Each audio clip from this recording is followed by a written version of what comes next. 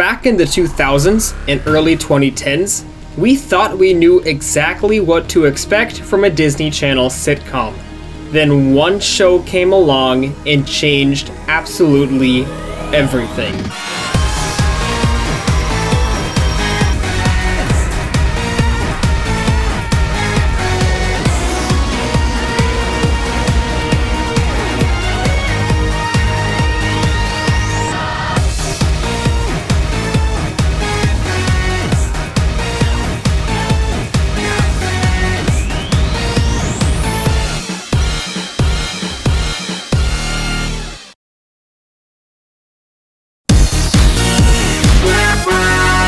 Lab Rats, created by Chris Peterson and Brian Moore, was determined to push the boundaries of what a Disney Channel sitcom could be when it debuted on February 27th, 2012. Leo Dooley's mother, Tasha, has remarried, and his new stepfather is Donald Davenport, a genius billionaire playboy philanthropist, and arguably the world's greatest inventor. However, Leo stumbles upon Davenport's top-secret lab, where he hides his most powerful but dangerous experiments. 3 bionic teenagers named Adam, Bree, and Chase.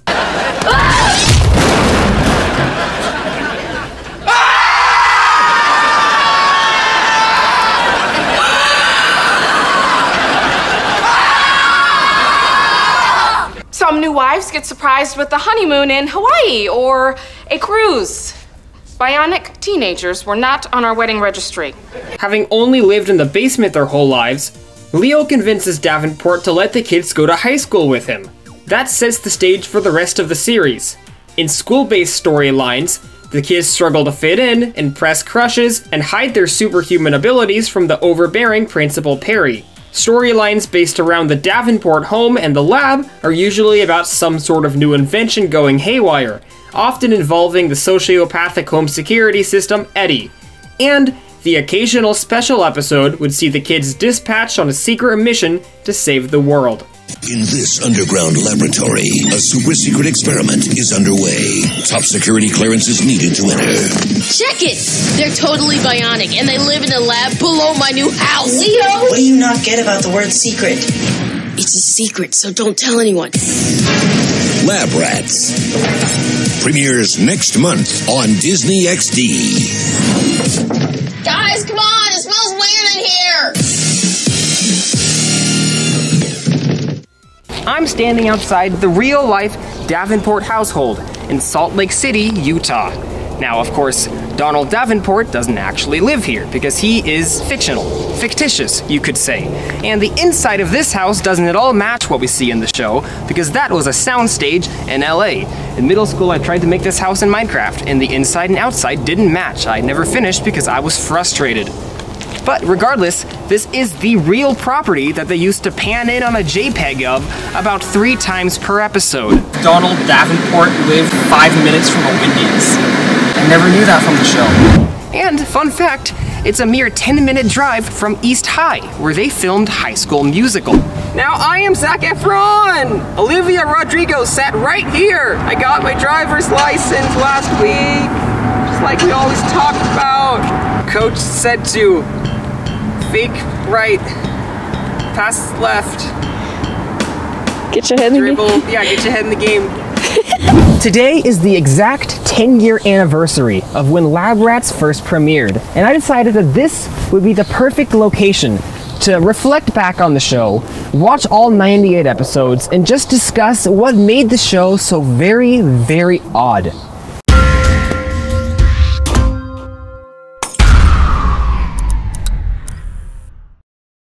The show begins with a 2-parter called Crush, Chop, and Burn, which portrays most of the events I discussed in that opening paragraph. Leo stumbles into Davenport's lab where he meets 3 bionic teenagers. Leo feels bad that they've been locked up in a lab their whole lives, and he brings them with him to Mission Creek High. However, since this is their first time meeting other people, they incidentally make a huge scene.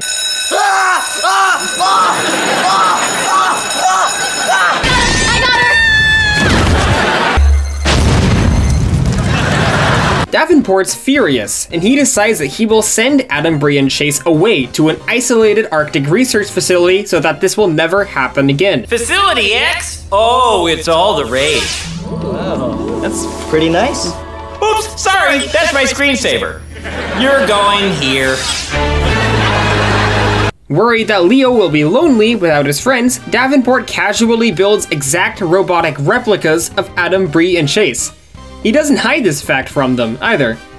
Davenport, as you will see throughout the series, is not a good father or person. Did you also eat all the cookies before Santa came down the chimney? What's Santa? Adam, Bree, and Chase, entirely off-screen, switch places with the robots so that they can stay in the lab and hang out with Leo. We're not robots! It's really us! Huh? We told the driver we forgot something and then we swapped the robots in our place. Hey, Leo. However, Tasha becomes worried that Leo is too attached to the machines and convinces Davenport to send them to the recycling plant.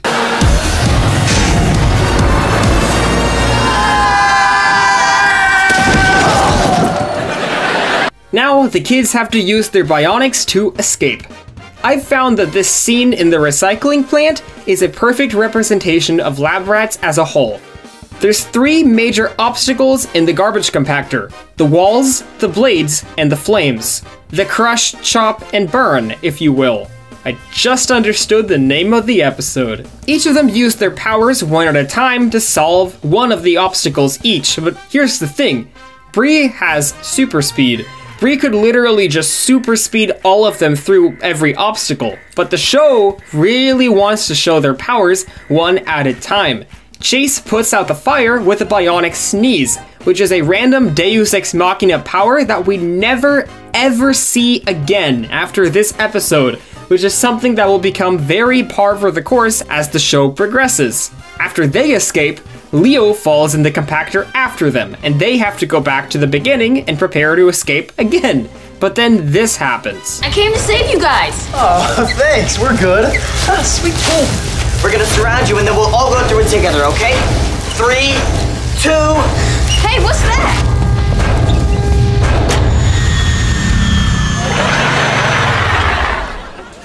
That would be the off button.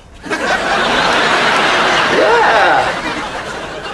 Oh, you guys didn't see that?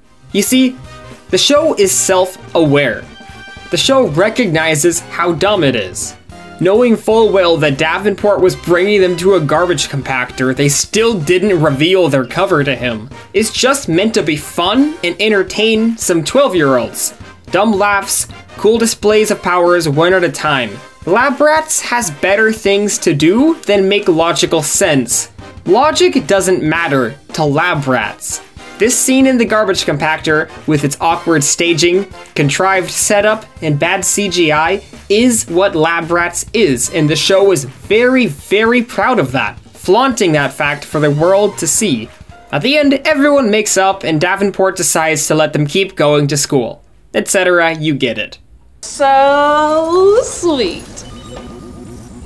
That robot may be my greatest invention ever.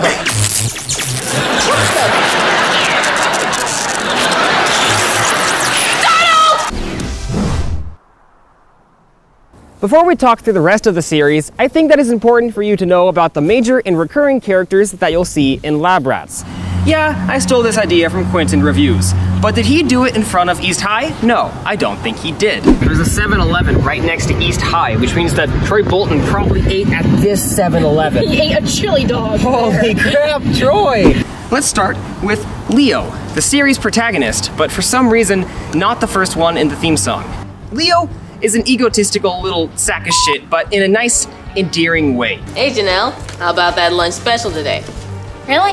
That's your opener? Well, I was gonna go with Where Have You Been All My Life, but I'm only like 14, so. Tyrell Jackson Williams takes a character that could be very grating, you know, like an egotistical child who's bratty and sneaky, but he makes him the most enjoyable part of the show. Every time he says a line, you just laugh, even though they're not particularly clever lines. His delivery is what makes them worth it. You have to stop inventing things, man! He is Zach and Cody rolled into one. Next up is Chase. Chase is the youngest bionic sibling and the team mission leader. He is engineered to be the most intelligent man in the world. He has advanced processing abilities and can generate force fields. However, his extreme ego constantly gets in the way. Yeah, sorry, Leo. There's no more room. I'm already the product specialist, the set designer, chief demonstrator, and insanely happy spokesmodel. But Mr. Davenport, I'm way better at selling this stuff than Leo. He will do whatever it takes to make himself look better and to feel smarter. Whether it's sabotaging a dangerous exoskeleton to embarrass Leo, or giving his team completely false orders.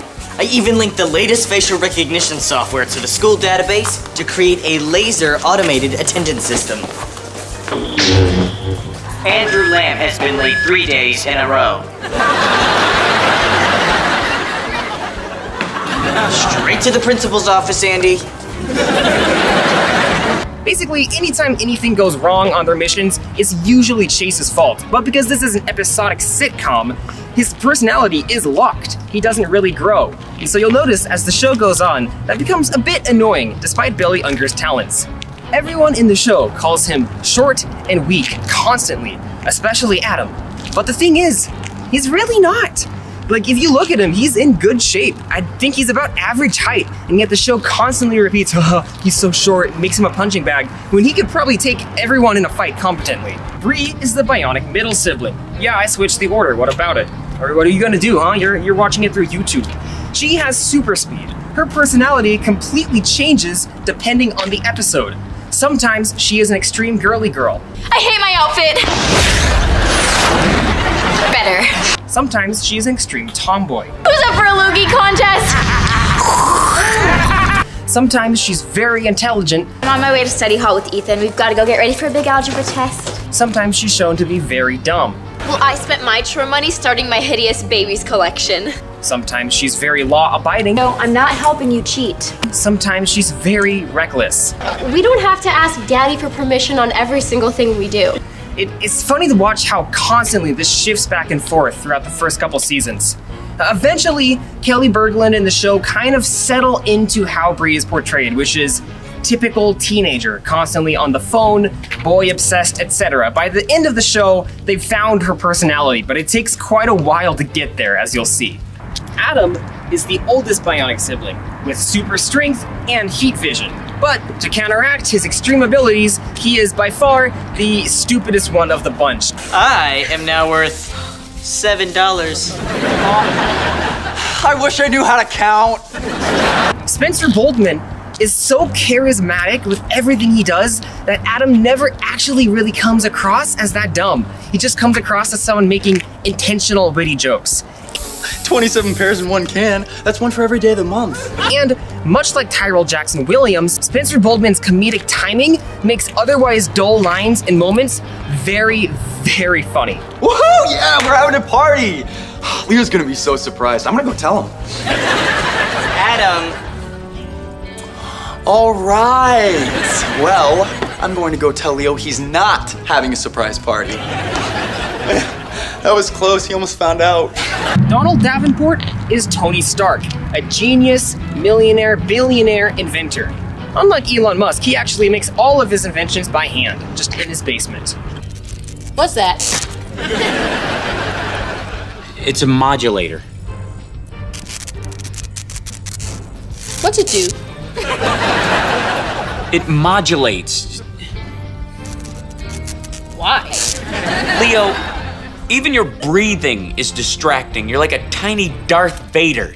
He loves his kids, but he struggles to express that in supportive or healthy ways, constantly sending them out on dangerous missions with no regard for their happiness or their free time, generally just putting his work above their happiness at all times. Of course, I celebrated their birthdays. Remember when we went to the... Yeah, I never celebrated their birthdays. The saving grace, however, is that the show is somewhat self-aware, and they usually make him the butt of the joke whenever he is the awful person. You will all do my bidding! In addition, Hal Sparks is very, very funny, and therefore, so is Davenport. Sometimes you laugh with him, usually you laugh at him. The show strikes a good balance. How about, as a birthday gift, you give me a bionic ability? Or I could gift wrap reality and you could play with that for a while. That leaves 3, occasionally 4 of the 5 main leads with extreme ego problems. And so, these are the 5 leads. But now let's discuss the 3 major recurring characters. These are the guys who appear in like maybe 50% of the episodes. Principal Perry, she doesn't become a major recurring character until season 2. In season 1, she's only in 4 episodes, but we'll just put her on here for now. So let's start with Tasha, who is Leo's mother. She is a reporter, and Angela Parker, she is pretty much the only normal person in this house. And as the show goes on, she quickly becomes like the heart and soul of everything. Our house may be high-tech and chaotic, but it is full of love. And it may not be perfect for you, but it is perfect for our family. However, when it comes to her career as a reporter, she'll sacrifice every single one of these people to make a step forward and advance her career, which is what makes her feel like she truly belongs in this weird, weird show. The awards banquet is the same night as Leo's birthday. I'm sorry, honey, I'm gonna miss it. If I don't show up, I'm afraid that they're gonna give my award to that overdramatic screen hog, Linda Montieres. And now we're ready for Eddie, who is Donald Davenport's AI security system. Certainly not inspired by Jarvis at all. He is extremely sociopathic. Hello, friends! And I use the term friends loosely because you're not my friends and I hate you. He sabotages everyone in the family, constantly trying to kill them, especially Tasha, because he views them as a threat to Davenport's affection for him. He wants all of his daddy's attention, as he says. But he does so with a smile on his face constantly, and Davenport never ever believes that Eddie is doing anything wrong. Well, kids, I hope you've enjoyed your stay at Casa Davenport. I know I haven't. Sayonara! Eddie, I know we've never been the best of friends, but we're gonna miss you. Aw, really? No! We hate you! You're evil. Definitely my favorite character as a kid. I forgot to mention he's voiced by Will Forte. And finally, we have reached Principal Perry, who is the embodiment of what students think a principal is like. She is cruel. She encourages bullying and suffering. Every year, she holds a yearly Death Spiral Smackdown in the gym that she forces students to participate in.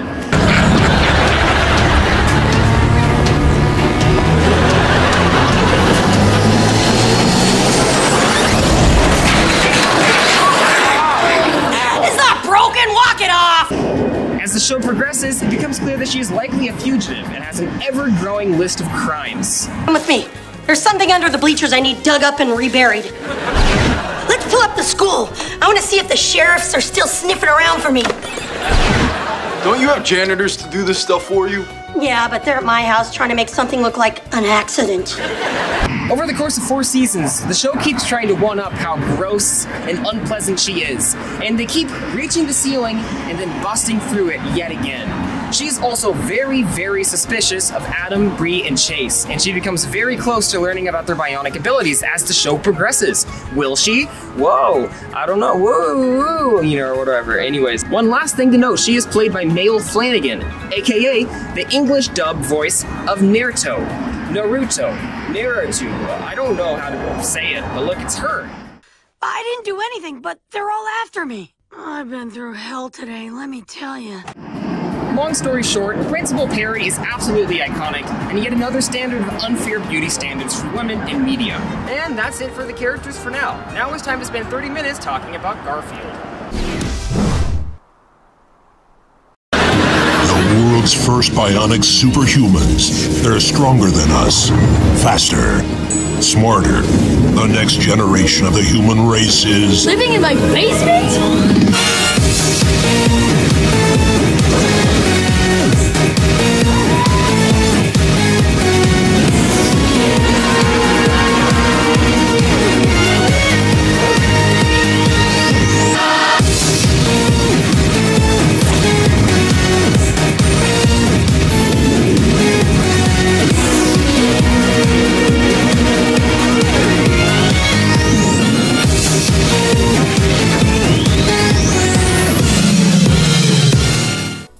Crash, Chop, and Burn, the season becomes completely episodic. For almost the entire duration of Season 1, no episode references any other, and nothing builds to anything, which is in sharp contrast to what the show becomes by the end. Most episodes in Season 1 are about the group trying to fit in socially, while rogue Davenport inventions mess everything up. Some examples of episodes include: a robot exoskeleton goes rogue while Grandma Rose is visiting. A school security camera captures the rats using their bionics, and they have to use Davenport's invisibility cloak to steal the camera hard drive on parent-teacher night. Leo uses Davenport's new electron beam generators in his shoes to impress his crush, Janelle, by beating school bully Trent at basketball. Also, I didn't realize as a kid that Janelle's actor, Madison Bettis, is the little girl from Cory in the House, just all grown up. In Night of the Living Virus, Eddie gets infected by a computer virus and scares away all the girls at Bree's slumber party. However, one girl, Caitlin, thinks it was cool and becomes Bree's best friend. Caitlin will go on such a character journey, man. I was not ready. Both of those back-to-back episodes I just mentioned also introduce Stephanie, the bratty cheerleader, as a recurring character. And what's interesting about her is that she literally never appears again. In addition to rogue Davenport inventions, bionic glitches also mess things up. Some more examples include: a boy named Ethan asks Bree to a dance, but her nerves make her bionics glitch, and she has to hide this from him. Leo leaves an EMP on overnight, which causes the lab rat's bionics to completely glitch out while Davenport and Tasha are gone on vacation. The lab rats switch bionic chips for fun, but when Leo and Principal Perry become stranded in an elevator, the rats have to learn how to use each other's abilities to save the day. In Death Spiral Smackdown, Chase uses an override app to fully control Adam and help Leo with Principal Perry's death spiral. This episode had me tripping because this kid, Gordo, only appears in this one episode, but I could have sworn he was recurring. And that's because, as it turns out, his actor, Tucker Albrizzi, was a recurring cast member of a different Disney show, Good Luck Charlie. In Commando app, it's revealed that Chase has an internal defense mechanism called the Commando app, which activates when he's in states of extreme anxiety, overriding his personality with an aggressive, primal alternate persona called Spike, who's stronger than Adam. I think I'm gonna wipe it up with your face.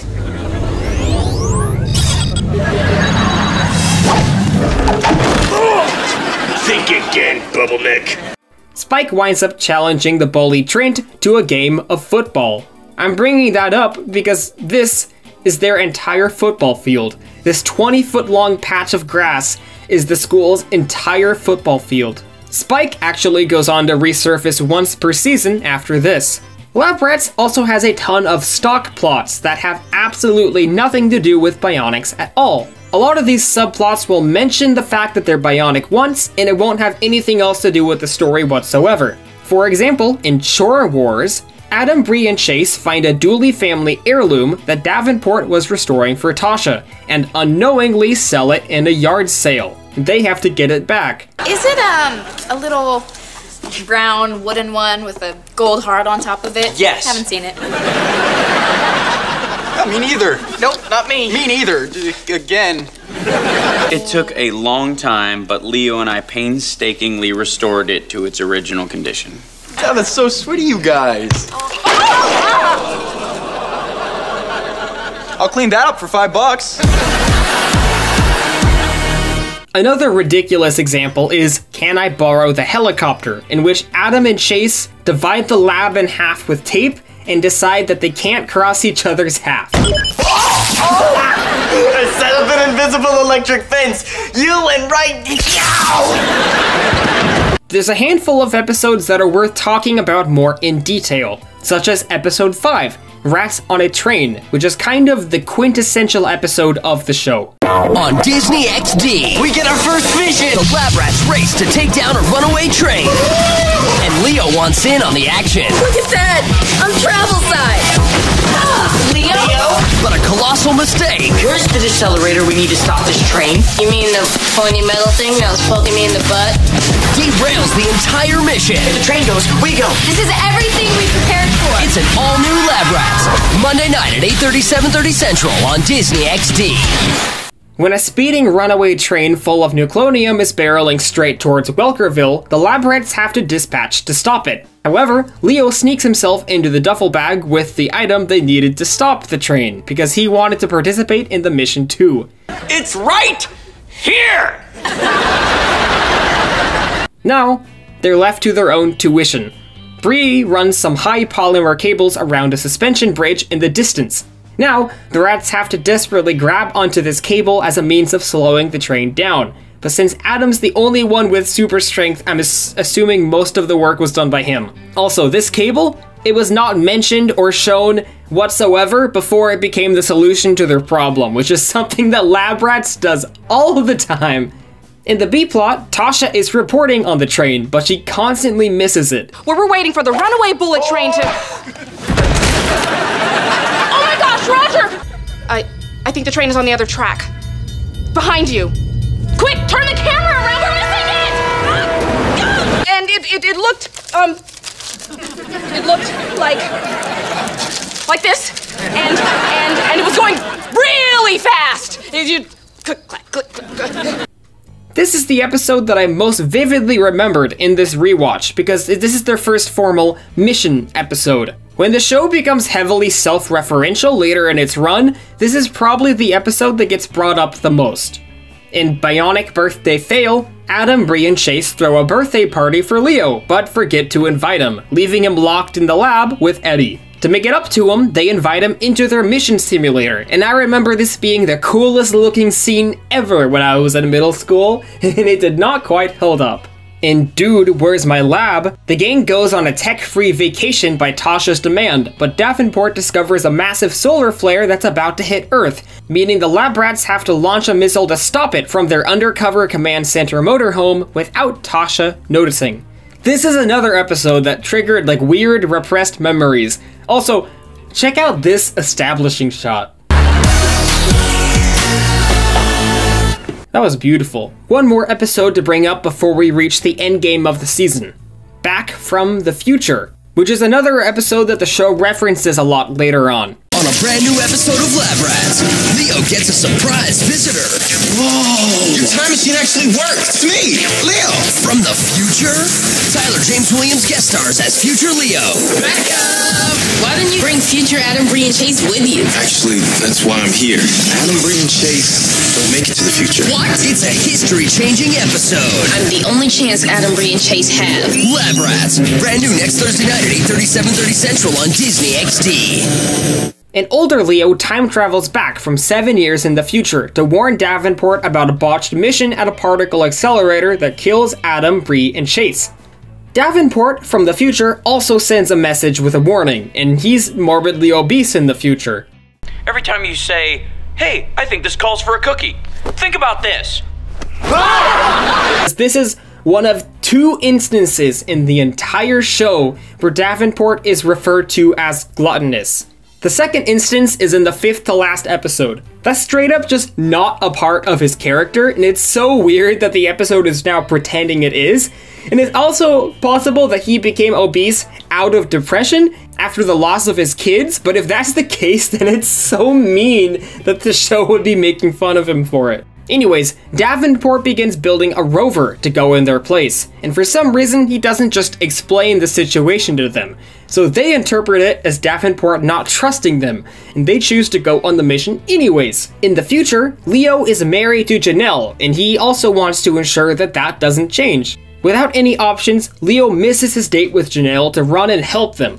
Somehow arriving in the particle accelerator on his own, I don't know how he got there, he pushes them out of the way of the debris, but it lands on him instead.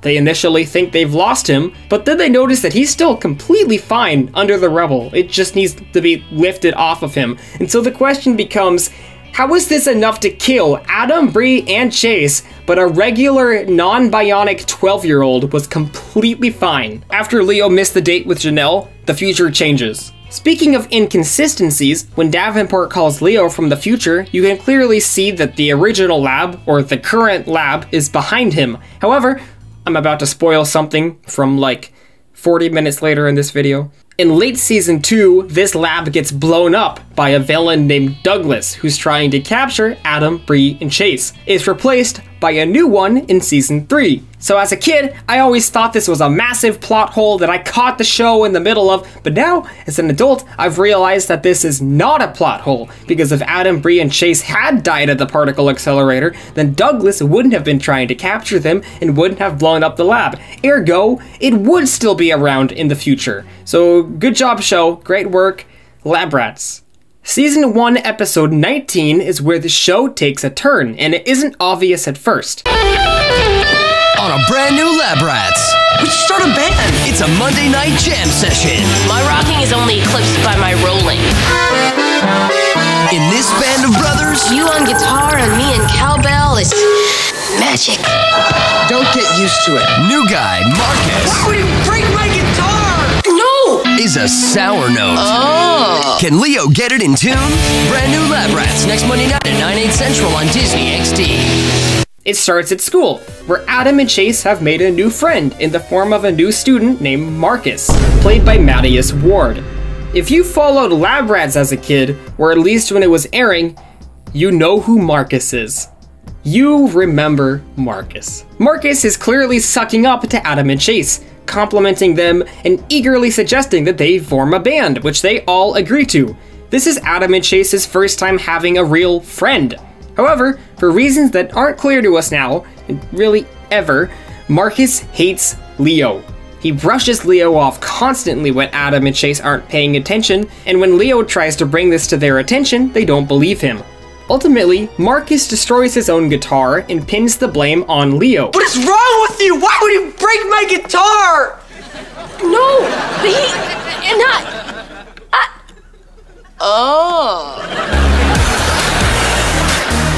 Meanwhile, Bree is excited about Career Day at school, where she'll be displaying Davenport's Hollow Pet. However, the reason she's excited is because she wants to spend time with her father. Unfortunately, Davenport just kinda sucks. He doesn't get the memo, and he just wants to help the boys with their band, and he decides that he'll surprise Bree at the career fair with an even cooler invention: the concert in a can. So don't forget to stand back. A couple guys in research and development found that out the hard way. Bree gets upset, and she's like, dude, I just want to spend time with you, please. What? I thought you would like this. It was a surprise. Look, everybody thinks it's cool. I don't care what all these people think. I just wanted to do something with you. Like that girl and her dad. And them. And ultimately, Davenport decides to combine Bree's holographic technology with the concert in a can to impress the entire school career day with a holographic concert. And yet, we're still somehow supposed to believe after this that they are the unpopular kids. This makes Bree happy, and this is the first time that a Davenport family moment is depicted as genuinely sweet. But that isn't what makes the episode significant. You see, Leo shows up at the end with Eddie installed on a tablet, who he'll use to prove that Marcus broke the guitar, as Eddie saw the whole thing. But before he can expose him, Marcus confesses. I have a confession to make. Oh, no, you don't. I did it. I broke the guitar. Ha! He got you again. What's going on here? I broke my guitar and blamed it on Leo. I owe everyone an apology. I had already cracked the guitar, but if my dad knew that I broke it, I'd be in so much trouble because my family is so poor and I just want everyone to like me because I'm always the new kid. So I made everyone think that Leo did it because I'm so scared and it's so hard to make friends and I'm just a dumb kid compared to all of you and my grandma just died. It's okay, Marcus. Yeah, it's no big deal. And we don't think you're dumb. Yeah, and your grandma didn't die. And the family completely buys it.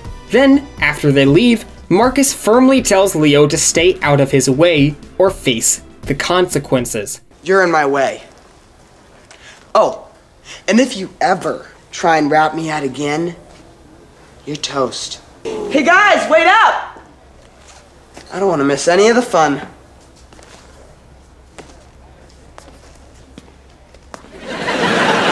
Whoa!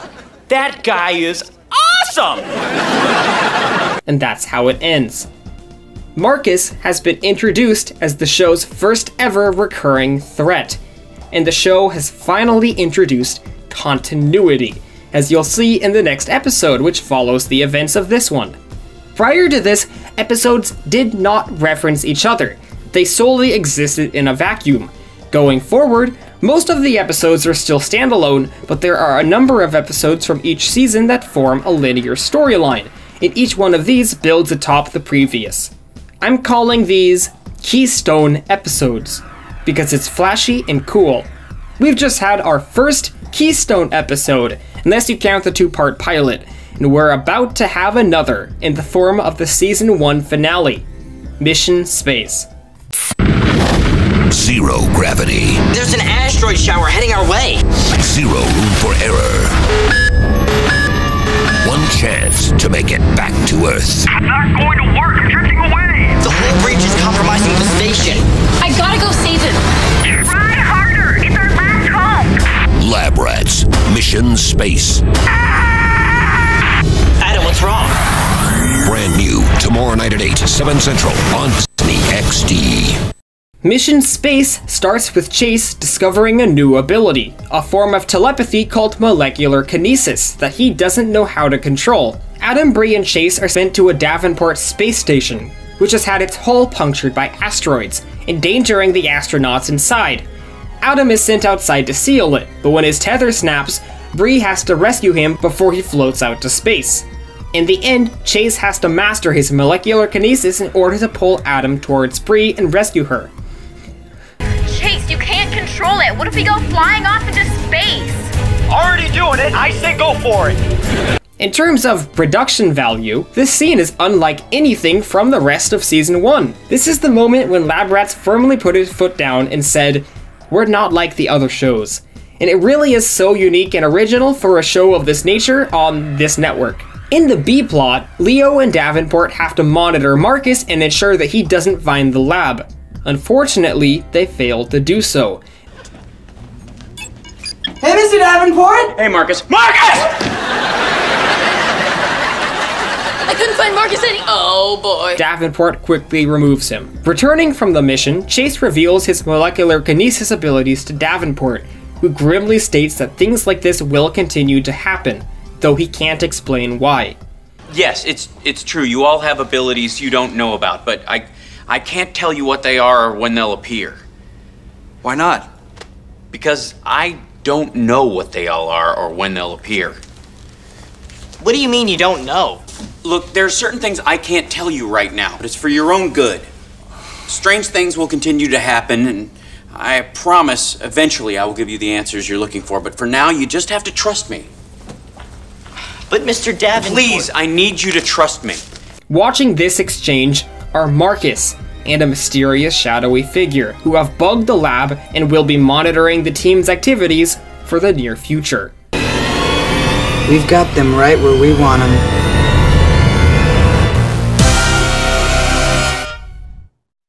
And so that's the end of Season 1. It's a simple and harmless little show that comes across as so unique and charming. It didn't quite have the budget to deal with their bionics most of the time, so a number of episodes just feel like stock TV high school sitcoms with shoehorned mentions of bionics, or maybe one or two displays of them.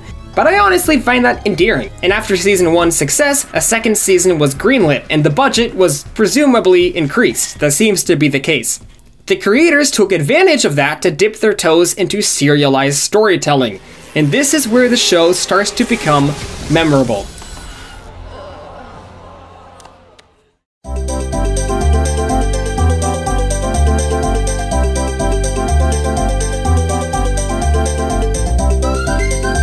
With the backside of the house visible, something we never got to see, let's talk about the behind the scenes of my enjoyment of Lab Rats. See, I have an interesting relationship with the show. I first became interested in it when my friend showed me January 2014's Season 2 finale, and I was absolutely hooked. And we would constantly call and talk about... And my friend and I would constantly talk about how cool and epic the show was. However, by the time of the show's fourth and final season, that's sharp, I was in 8th grade. And then, by then, all we talked about was how lame the show was. I've never actually seen the last part of Season 4. I stopped watching. And so what I'm curious about during this rewatch project is, did the show actually noticeably decline in quality and change tone, or did my perceptions of the show change as I got older and progressed through middle school? That's what we're gonna find out. Before we dive into Season 2, I want to take some time to talk about the locations. This show only had 3 recurring sets: Mission Creek High School, the Davenport household, and the lab beneath the Davenport household. All other locations only showed up once, so let's take a moment to explain what the main 3 are. Mission Creek High was a 2-room set with a main entry area and a staircase. The staircase went nowhere. Let's take a look and see what's on up there, shall we? And, I'm trying to get to my class, but wait a second. There are no classrooms here. Next door was a room that doubled as a gym and a cafeteria, depending on the episode. During the school scenes, this is all they are able to show, and it'll become increasingly more distracting as the show continues. In a future episode, Bree will literally take a casual class math test in the gym, because the show doesn't have a classroom set. The next location is the Davenport house, and through various camera tricks, they try their hardest to make it seem like this is multiple rooms. It's not.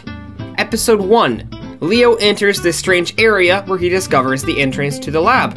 That's not a separate room, it's just right here behind the kitchen, as you can see in later shots from different angles.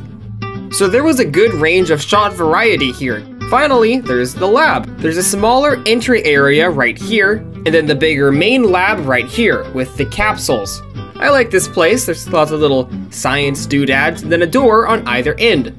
The lab rats always exit to the left when they're setting off on missions, and enter from the left when coming back from missions, but it's never 100% clear what's over there or where they're going. And that's all. Time for Season 2.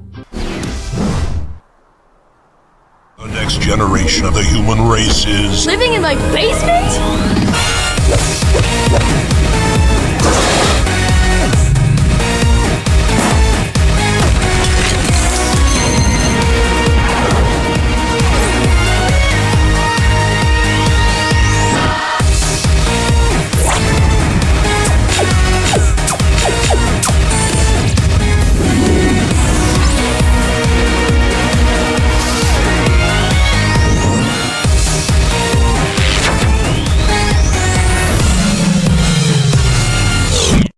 In Season 2, Episode 1, Speed Trapped, Davenport introduces a new high-speed automatic car.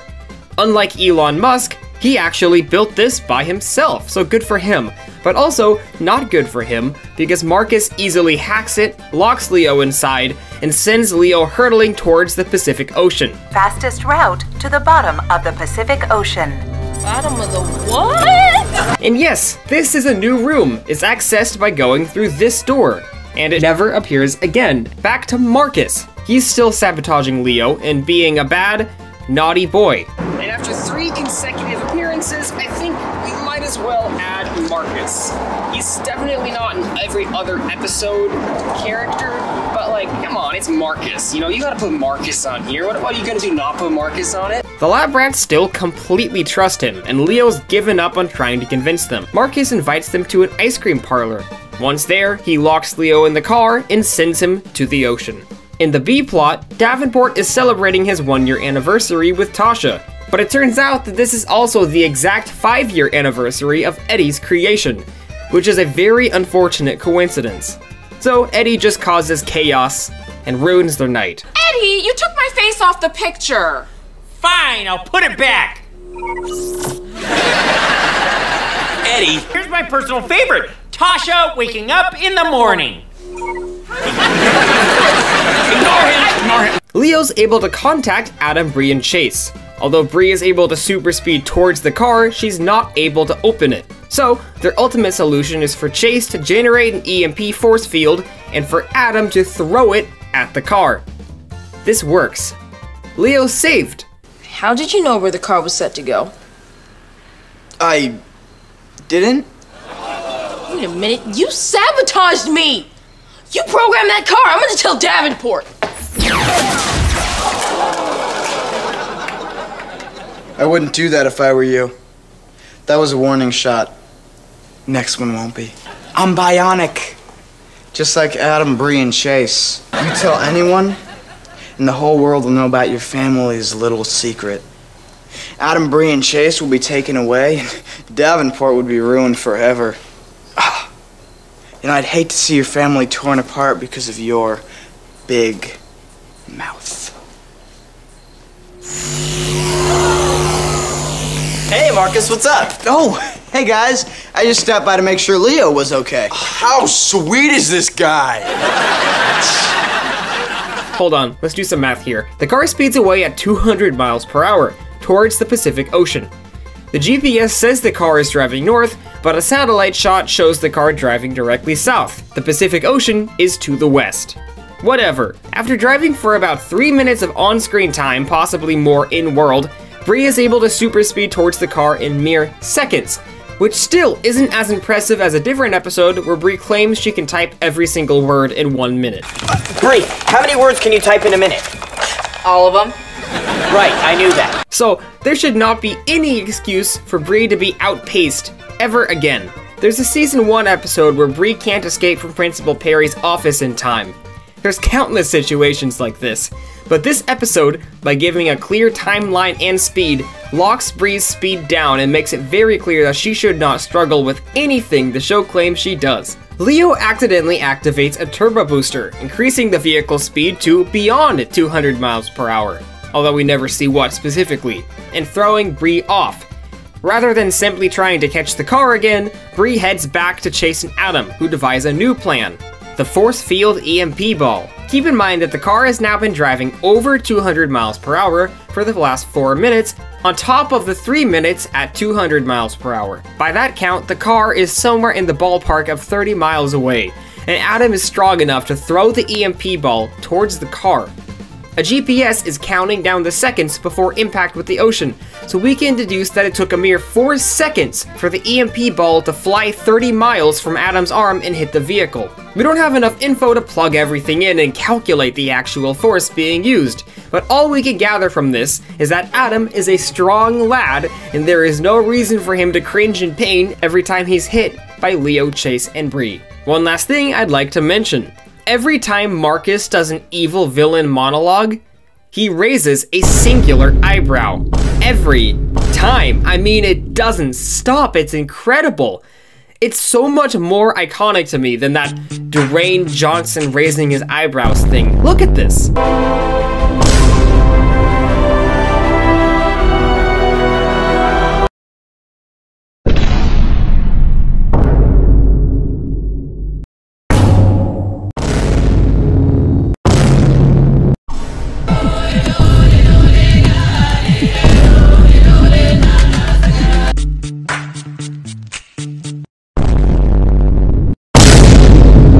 Start using Marcus from Lab Rats in your meme shit posts instead of Dwayne Johnson. That's all. Now for the rest of Season 2. Lab Rat data breakdown. Engage. Missions will be taken. Booties will be shaken. Booties will be shaken. Make it earthquaking. New abilities awaken. And faces be concealed. New bionics will be revealed. This is awesome! Making ghosts cry. Energy will fly. Leo's in the sky. Leo's in the sky. Yeah, he's a silly guy. And guess what, homies? There's a new bad guy. A new bad guy. Lab Rat Season 2. Monday night at 9/8 Central. Right here on Disney XD. From here, the show falls back into a pattern of mostly casual and completely episodic adventures. Including Speed Trapped, there are 6 keystone episodes in this season, which directly connect to each other, and the other 18 episodes are completely standalone and exist in a void, much like most of Season 1. So we're gonna tackle all of the episodic episodes first. Season 2 episodes double down on Davenport technology going haywire. Hey, it worked! Really? For example, in Spy Fly, a swarm of robotic flies are unleashed in Mission Creek. In Parallel Universe, a proton fuser sends Leo to a dimension where Tasha is a tech genius, Davenport is her incompetent assistant, Perry is nice, and Leo himself is bionic and hunted by the government. In Memory Wipe, Leo accidentally uses a neural scrambler to erase 24 years of Davenport's memory instead of 24 hours, leaving him with the mental state of a teenager as he's about to receive an award from the president on live TV. You get the idea.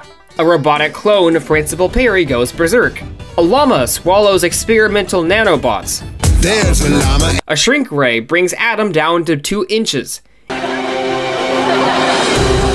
get out of there!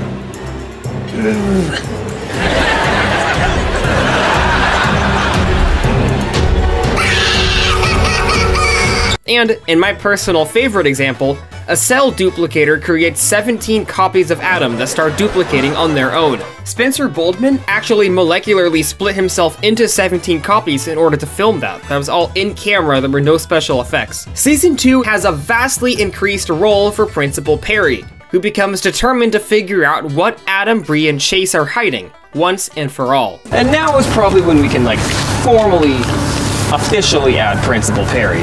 Some more generic at-school stories include Adam and Chase taking care of baby dolls for their health class, but sabotaging each other's out of spite. Chase and Bree being forced to babysit Principal Perry's nightmarish niece, Carrie. Chase's commando app activating during the school talent show. And Bree becoming the principal for the day, ultimately calling Principal Perry's mom to discipline Principal Perry. Teresa, what do you say to Principal Bree?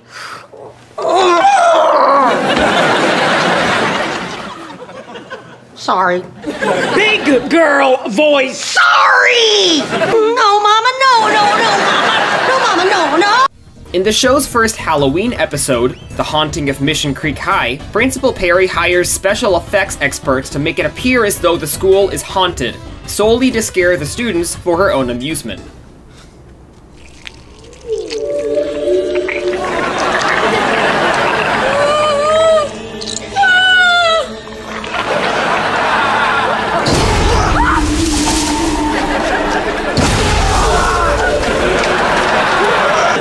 Targeting us. Guys? That could be any Adam, Chase, and Leo.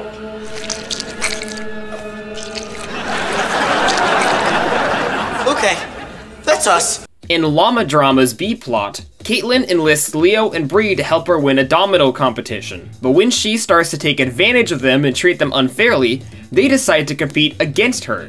This marks a clear turning point for Caitlin as a character, where she shifts away from being Bree's nice nerdy friend and becomes a consistent antagonistic presence. Season 2 also has a significant uptick in mission episodes compared to Season 1. In 'Twas the Mission Before Christmas, the rats have to contain a gamma sphere after an earthquake at a North Pole research site. But I already spoke about this one in depth during my Disney Channel Christmas episodes video from December.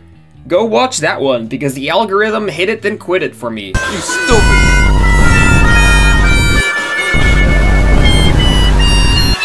Some other notable episodes include Missin' the Mission, which sees Adam, Bree, and Chase trapped in detention, forcing Leo, Davenport, and Eddie to contain a dangerous gas leak on their own. In Quarantined, a mission to bust eco-terrorists goes wrong when Bree is distracted by texting a cute boy and infects herself with a deadly virus, forcing Chase, Adam, and Davenport to return to the stronghold and find a cure, engaging in one of the show's first actual fight scenes.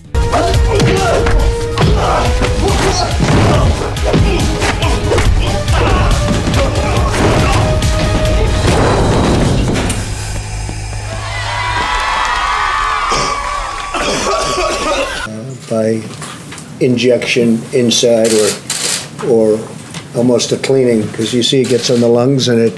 Now we'll discuss a handful of significant episodes more in depth before diving into the Keystone episodes. In Trucked Out, Adam passes his driver's test, but when Davenport leaves him at the dealership to finish up the rest of the paperwork, he comes home with a monster truck instead. Isn't it awesome? And I only had to fill the tank twice on the way home. Tasha tells Donald to get rid of it, but Davenport secretly decides to keep it and hide it from her.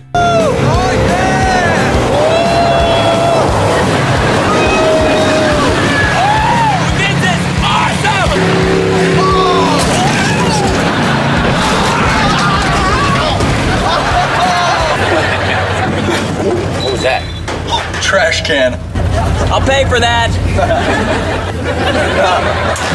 Oh, trash can? Mailbox. I'll pay for that too. Mailbox? Mail truck.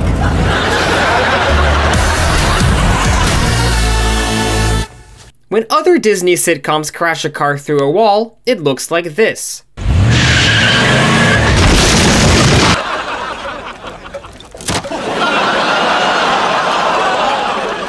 The crash is off-screen. When other Disney sitcoms crash a car through a wall, it looks like this.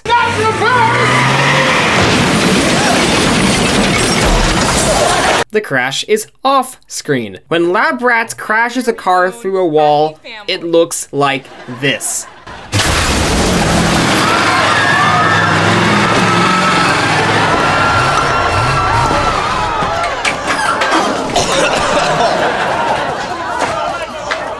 Quick, back up before she sees us. This right here is also like the best looking instance of CGI in the entire show. Usually, special effects look like this. This is the only instance in all 4 seasons where I look at it and struggle to tell what's practical and what's digitally added. In Hole in One, Davenport buys a $1 million abstract painting. He leaves for literally 1 minute, and in that time, Adam accidentally burns a hole in the canvas, so Bree quickly paints an exact replica, and Adam ditches the damaged original. However, when Davenport sells the painting himself, the FBI arrives and attempts to apprehend Davenport for selling forged artwork. Adam having thrown the painting in the dumpster, the kids head to Mission Creek High to get it back, but they have to challenge Principal Perry to an extreme game of mini-golf to win the painting back from her, while Davenport has to keep the FBI from discovering the bionic lab. And this is interesting to me, because I seem to remember someone saying, and so the question becomes, if they're not working for the US government, what government are they working for? Season 3 makes it explicitly clear that the US government is not aware of them and can't be aware. So this statement is sus AF. It's also funny because Davenport explicitly has contracts with the US government and has received a medal of recognition from the president himself, and yet hides the lab rats from the government at all costs.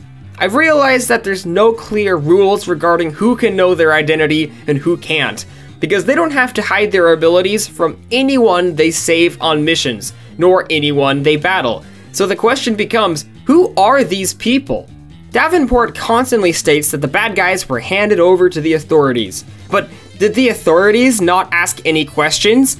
Did the bad guys never say anything? Like, it's so nothing makes sense. In The Rats Strike Back, Lab Rats decides to teach his child audience about labor strikes. Davenport refuses to give the kids any personal free time, rather forcing them to spend the weekend bug testing his new gravity propulsion belt. Leo decides to organize them in a strike for better working conditions. Davenport then turns off the electricity in the lab and takes all of their possessions. But when NASA moves the presentation up to the next day, Donald is desperate and bribes Leo to do the presentation for them in place of the lab rats. Of course, Leo is grossly incompetent, and the presentation goes completely haywire in classic lab rats fashion. Davenport finally relinquishes control, easing back on enslaving his children, and everyone makes up. This episode sticks out to me because it shines a brutal light on how comically awful Davenport is on just about every level. Those kids aren't you. Work doesn't always come first. They're teenagers. Excuse me, they were the ones who wanted to go to school and go on missions. They need kid time. You know how hard they train? Bend a little. It is not always about you. Okay, this conversation just took a sharp left turn into Crazy Town. Ha! Boom! So, if you don't mind, I will take that and that and that and this, that, and that. Oh, hey, that's my face cream. Adam, this is sour cream. You see, the show isn't here to take a stance on hot topics like labor unions, wealth inequality, and capitalism. As such, the show doesn't really denounce anything that Davenport does or says. But that lack of a denouncement truly comes across as approval. because Davenport's always shown as a lovable goofball. In the Bionic 500, a new obnoxious neighbor challenges Davenport to a race. The loser has to move away, and the winner gets the loser's house. However, Clayton the neighbor cheats, sabotages Donald's car, and hires professional NASCAR driver Joey Logano to drive for him. As a kid, I had no clue who this was. Now though, in the present, I do, because during the summer, I randomly decided to watch a long YouTube video about things I know nothing about at all, and wound up watching a video about NASCAR, and a big chunk of it was about Joey Logano. He was a young rookie who wound up being super successful and controversial, basically Lightning McQueen. So this was cool to rewatch, now knowing who he is from one YouTube video. I don't drive for cheaters, jerks, or spoiled rich guys. Check, check, and check. Where are you going? You can't leave! Just did.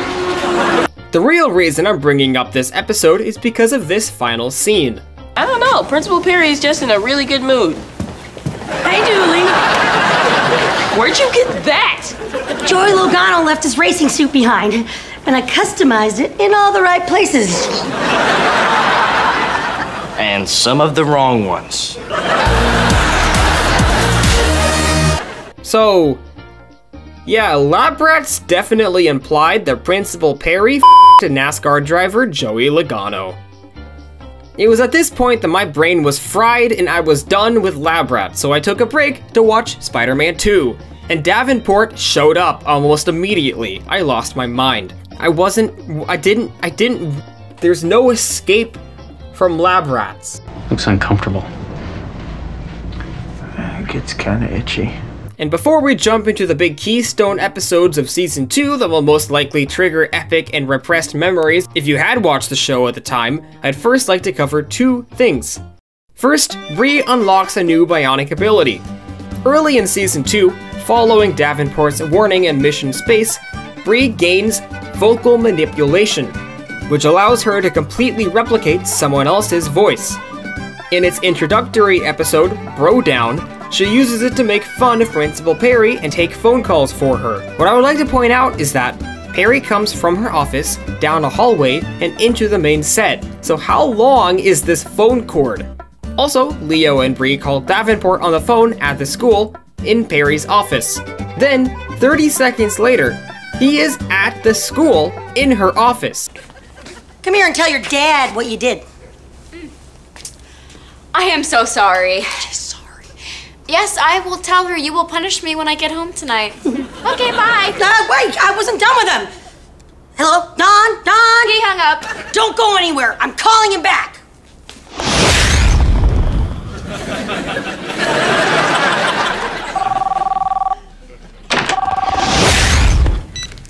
Hello? Oh, so you'll punish her at home, Mr. Davenport? You betcha. Okay. Well, there's someone here who'd like to say hi. Hello, Mr. Davenport? How did he get there? How did he get to the school? The second thing is that at this point, a clear favorite character has emerged for me. Trent the Bully. Trent, what are you doing? Using football practice as an excuse to knock over innocent bystanders. As a kid, I didn't think anything of him. I didn't even remember him going into the rewatch. Come on, guys. We're taking this outside. And we're gonna need some tackling dummies. On the surface, you'd think he's probably just a stock character. The tough, popular, and dumb football jock. But he's so much more. There is a lot about me you don't know. I have many layers. I am very dense. He's absolutely glorious. Eddie Perino plays Trent as a mockery of this trope, and I could not appreciate that as a child. Well, since it wasn't technically Trent's fault, he can retake the test tomorrow. Ooh, burn! 'Cause of you two, I gotta take another test. Wait, what? Who would choose to deliver the line that way? Nobody. Nobody except for Eddie Perino, who is intellectually leaps and bounds ahead of all of us. Wait, I don't get it. They learned me things. Trent is a grown man still attending high school because he's canonically been held back like 5 times. Speaking of the number 5, here is a montage of my top 10 Trent moments.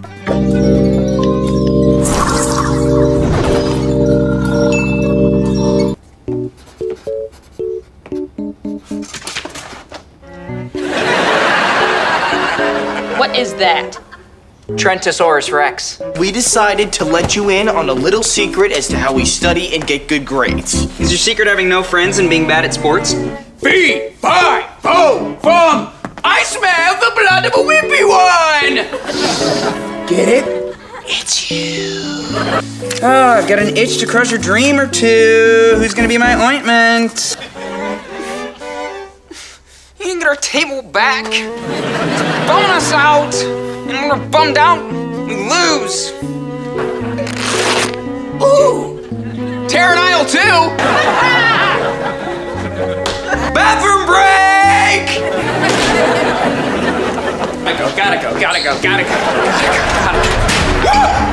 Who's there? You don't know who you're messing with. I'm 7 years older than everyone else here. Gotta go. I can change. I'm nice to my rabbit. Okay. You're lucky that we have to go to the reading center right now.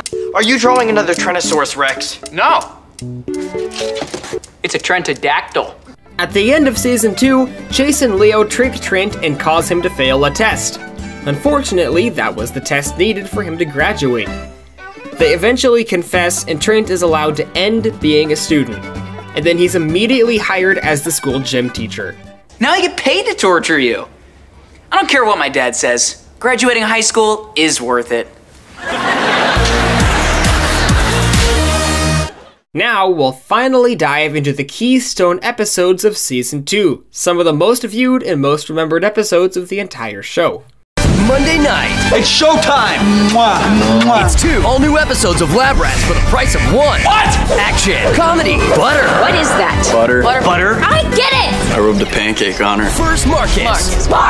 returns with a mechanical menace. You are not going anywhere.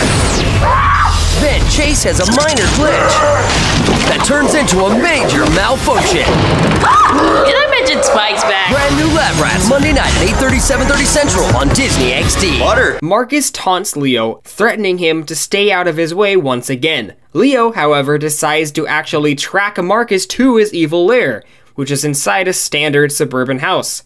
Once there, he takes photographic evidence to prove that Marcus is evil and actively hunts Adam, Bree, and Chase. But Marcus finds him and unleashes a massive robot.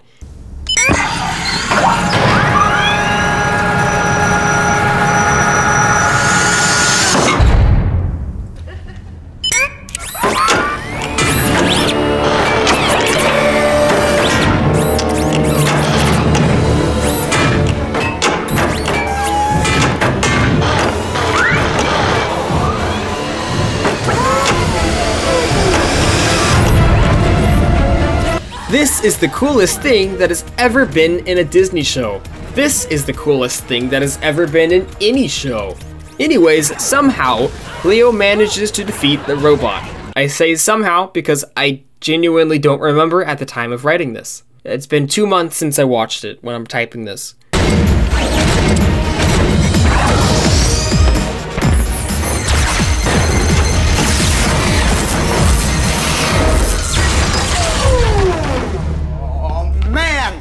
That was my dad's favorite toy.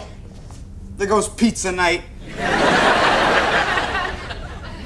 In the B plot, Davenport is testing his new teleporter, which is suffering from heavy bugs and destroying anything that passes through on the return trip. This thing could put me anywhere on Earth in a nanosecond. Faster than you, Bree. Ha! Whatever. You'll still be ugly when you get there. The kids accidentally send Tasha through the teleporter to an indeterminate unknown location, and then absolutely panic as they try to locate her before Davenport comes back. But I didn't even get to say goodbye. Oh well. Adam keeps insisting that he has an idea, but they refuse to believe him or listen. However, it turns out that his idea was to simply call Tasha and explain the situation, which he did off-screen, and Tasha enters casually. Because I'm right here. Ew, she's hideously deformed! Once again proving that Adam is truly the most intelligent one. 200 miles away in Fresno. Thankfully, Adam was smart enough to call my cell phone and tell me you guys accidentally teleplanted me. It's teleported. Tell us someone who cares. Leo escapes and returns and tries to show his family the evidence, but he drops his phone into the teleporter, destroying it and leaving him without evidence. The kids are naive, so I can understand why they don't believe Leo, but what's Davenport doing here? If Leo comes to him and says, "Hey Dad, there's another bionic kid at school," don't you think Davenport should believe him, or at least look into it? Do they really trust Leo that little? Back at the evil lair, the mysterious shadowy figure, who has a face now, they've casted him now, says that the time to strike is now. I hope they enjoy their night together. It's gonna be their last. This leads into Bionic Showdown Part 1, where Marcus's plan finally comes to fruition. I heard you were looking for your daddy. He's right here. 2 bionic forces, 1 good and 1 evil. If you ever want to see him again, I suggest you come get him. Guys, don't fall for it. And only 1 can survive a special 1-hour event that will shock you. I'm your father. Lab Rats Bionic Showdown premieres Monday night at 8:30, 7:30 Central on Disney XD. Marcus, it's time to reclaim what's mine. Let's go pay a visit to my big brother.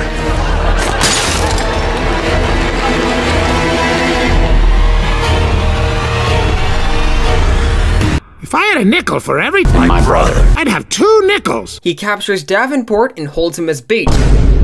Douglas? I thought you were dead! That's what I wanted you to think. And the FBI. And Mom. For Adam, Bree, and Chase to come find him, and finally reveals his true nature to them. Davenport argues with his captor, who is revealed to be his brother, Douglas, long thought dead. Just like you stole Adam, Bree, and Chase. I did not steal them. I was protecting them from you. I found a way to use our bionic technology in humans, and you ripped it right out of my hands. You were gonna make bionic soldiers and rent them out to the highest bidder. You were gonna use kids for evil purposes. You say that like it's a bad thing. Douglas, played incredibly by Jeremy Kent Jackson, also reveals that Marcus is simply an android, and not a real human and not his real son. When Adam, Bree, and Chase arrive, they're quickly taken out by Marcus and captured alongside Davenport. And finally, after all this time, Douglas reveals the truth. Who is this guy? Who is this guy? Donnie, you never told them about me? I am deeply offended. Adam, Bree, Chase, I'm your father.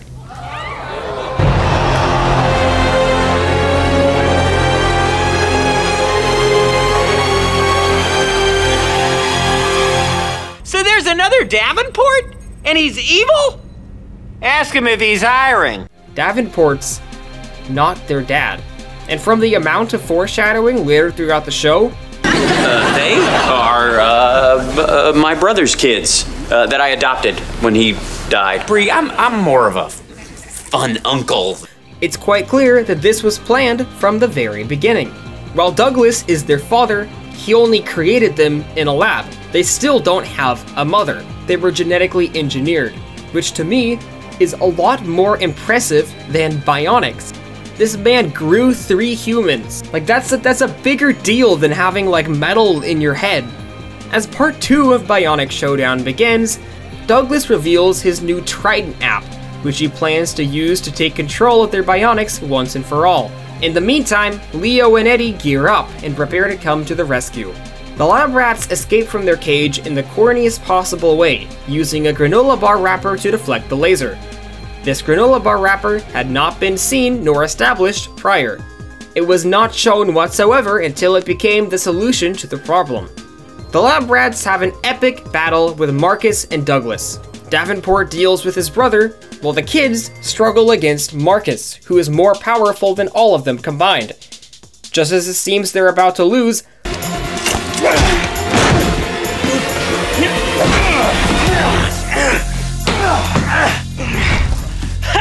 Now their bionics are all mine! No! Leo arrives, using the exoskeleton from Season 1 and turns the tide of the battle. What's going on? I think he just discovered his new ability. I think we should get behind him.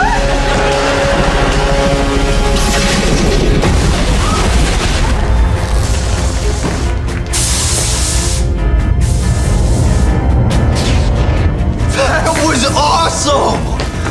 Wow, all that from one granola bar. And although Douglas is able to escape, his Trident app is destroyed, and Marcus is crushed under the rubble. His robotic arm sticks up as the life drains from his body once and for all, killing him.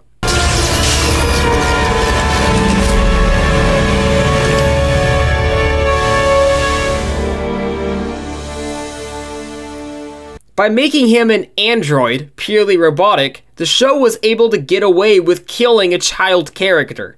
And now that Marcus is dead, we'll just take him off. Poor Marcus. It happens. Back at home, while things seem like they'll never be the same, Davenport assures the kids that even though Douglas is their dad, he'll always be their father. Douglas returns not too long after in the episode Avalanche. Davenport's new freeze ray needs a rare Arctic crystal in order to main power, and Chase sets out on his own to prove himself, despite Davenport's orders to the contrary.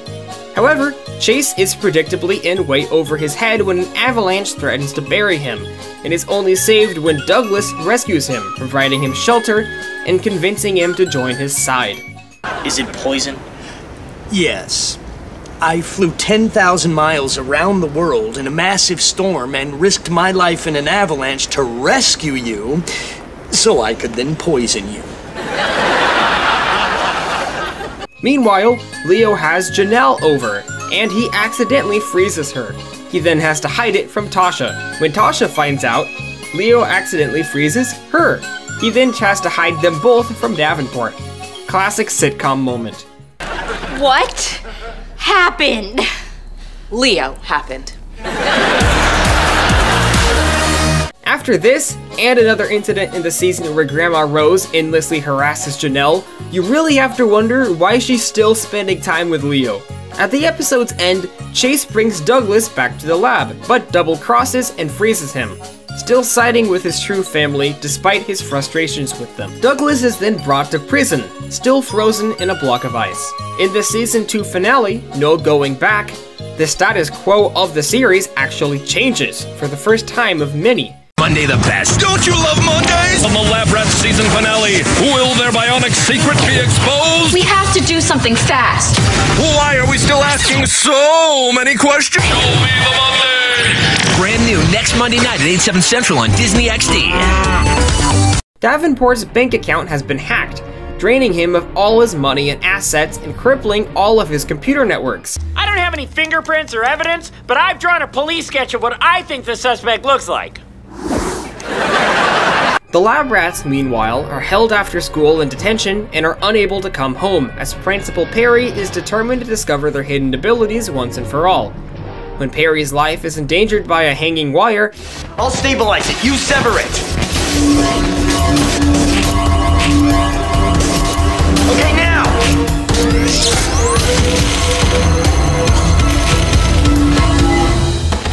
Yeah! Yes!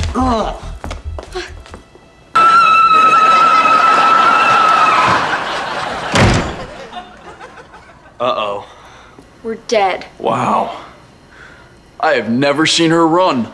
Returning home, the kids see an FBI agent at the Davenport household and misinterpret this as Perry having revealed their secret.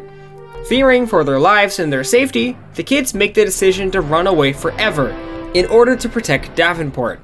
Thank you for all that you've done for us. You made us who we are. We're sorry we let you down.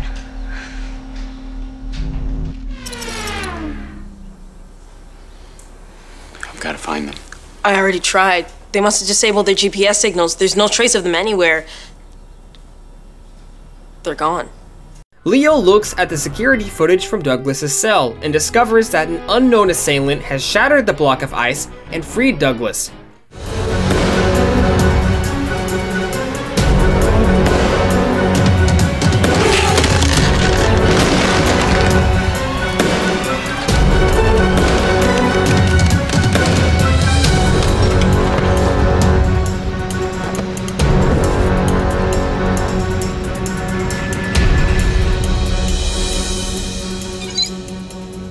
Douglas escaped. That means Adam, Bree, and Chase are in real danger. We all are. Douglas calls to taunt, revealing that he's responsible for the hacking.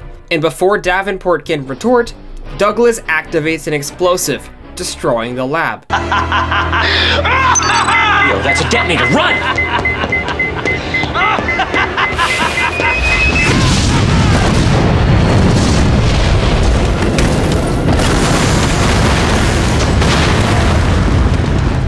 Got a new camera angle of the house, boys, look at this! We never see this angle ever again. Leo and Davenport are trapped inside the broken elevator, and the lab is destroyed, while Adam, Bree, and Chase have gone on the run.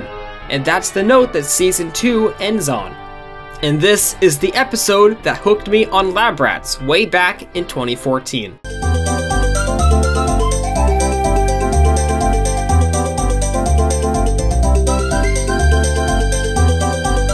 Alright fam, as we record this next section, I'm gonna sound kinda tired. Basically, schedule-wise, this is the only time I can record this. It's like 2 AM. I just got back from a wild poker party. Oh, I am the poker king. Okay, let's go. Before Season 1, we introduced the characters. Before Season 2, we introduced the locations. I'd like to take another break before Season 3 just to point out random things I've noticed. Presumably due to some sort of union rules, extras cannot and do not talk, even when it makes no sense for them to remain silent. Let's watch this. Greetings, space people! We come in peace from a planet called Earth. Adam, they're from Earth too. And how are my highly qualified and underpaid educational leaders doing today? Hey, I'm not in your class. Give me that apple back! Hi. Yeah, I know what you're thinking. It really is me. Look, I really need a phone. Wife's anniversary, blah, blah. Anyways, is there any way that I could just sneak... Sorry we're late. The Milky Way is a bear this time of night. All right, people, you're safe now. So, single file to the back of the shuttle. Oh, and your in-flight movie is me talking about my boy problems. Woo! It just becomes super funny and distracting if you look for it. During episodes where the students are testing, like Spyfly, Principal Perry is monitoring them while they take their standard weekly math test, because teachers can't be the ones to say these lines. One pretty frequent recurring extra is this teacher. Then, in a later episode, she says a line. It wasn't funny 20 years ago, and it's not funny now. Then she never appears again after saying that line. And I just have to wonder, like, was this some sort of contractual thing? She can't be an extra anymore? Also in Spyfly, Principal Perry states that Mission Creek High has 300 students. If I can kill the spirit of 300 high school students, I can certainly kill one little fly. This seems like an absurdly small number of students for a public high school. Meanwhile, in Spike's Got Talent, there are only 8 students per yearbook page, so that would mean that 38 pages of the yearbook will be dedicated to photos of the students. Whenever scenes end and the characters decide to go do something, they all run out of the room. They don't slowly turn and walk like normal people. Just about every scene ends with the 4 of them booking like madmen for no particular reason. In Robot Fight Club, Caitlin states, "Compared to my last 2 boyfriends, he's an upgrade. For starters, he's real." However, Caitlin definitely had a real boyfriend in Can I Borrow the Helicopter? Calm down, okay? Calm down. Yeah, you need to chill out! Hey, Rodney breaks up with you every 2 weeks. That is, like, totally normal. No, don't cry, don't cry. Okay, scream. So that means she's had both of her 2 fictional boyfriends over the course of, like, the last 20 episodes. At the beginning of the theme song, there's this weird sound effect, and it kind of sounds like a cat meowing. The world's first bionic superhumans. Like if you put headphones on, you can hear it. World's world's first. And there were like 8 separate times where I took my headphones off and went to my door to see if my cat was trying to get in. It took me until like mid-season 2 to finally learn, oh no, that's not a cat, that's just the sound of the theme song. The 3 notes at the end of the theme song sound very similar to Agent P's theme song. Agent P!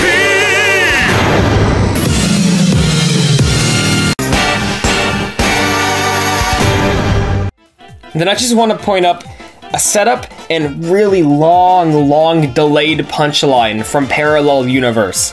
In the beginning of the episode, this happens. By the way, I've seen this movie. I wouldn't get too attached to that dog. Then 18 minutes later, after we've completely forgotten about it, we get this punchline to that setup. I was so attached to that dog. And once again, Spencer Boldman is who makes this work. Bro, is that what he looks like now? Oh my god. Oh my god. Are you telling me he's changed in appearance in the last 10 years? I want to see what they look like now. I want to see what they look like now. Okay, hold on. Yo. No. No. Okay, apparently Hal Sparks is a full-time political commentator to an audience of like 16 people at a time. And so I've kind of got myself now set up on Truth Social. Yeah, on sorry, I'm very fuck you. Holy crap. Look at Leo. Oh my god. Yo.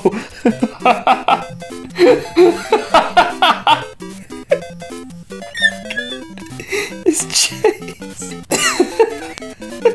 Uh-oh. Oh no. No, Kelly, no. She looks more bionic than ever. Wow, look at that. Dude, I want them to like do a reunion and they should all just have their like crazy hair, bro. Whoa. That's cool. Principal Perry looks the same. We can talk about season 3 now. The next generation of the human race is Living in my basement?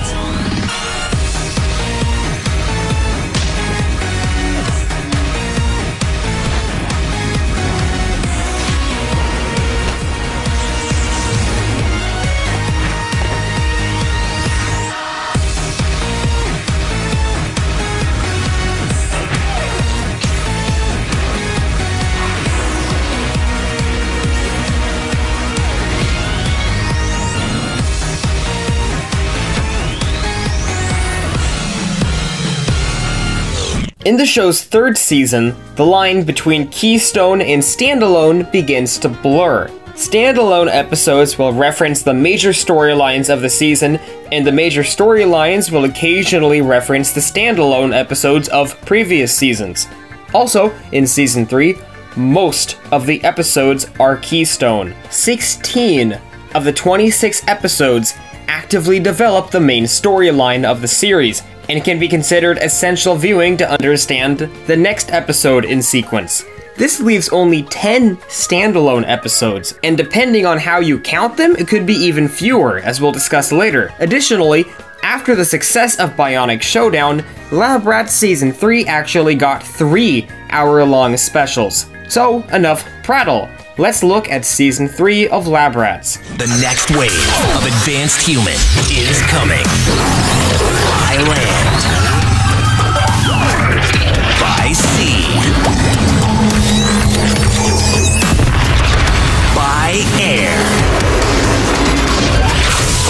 By Onic. By the way. Who's this guy in the mask? Lab Rats, a special 1-hour new season premiere, Monday, February 17th, only on Disney XD. We pick up with the Sink or Swim 2-parter, in which Bree says the word Rat Trap. Rat Trap. A clear and overt reference to the character Rat Trap from 1996's Beast Wars, Transformers. With their home and lab completely destroyed, Davenport, Leo, and Tasha are forced to operate out of Mission Creek High's gym, trying desperately to locate Adam, Bree, and Chase, who are camped out on a cargo freighter. When they learn that a runaway submarine is about to crash on the ocean floor, the Lab Rats feel obligated to help. rescuing the craft, but revealing themselves as stowaways in the process. Although they're captured, they're quickly located by Davenport and they climb aboard his helicopter. Come on, men!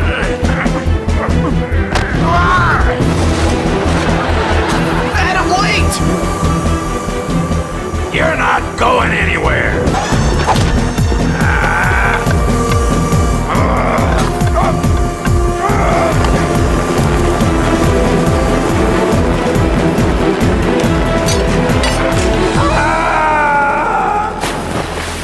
Unfortunately, it isn't Davenport.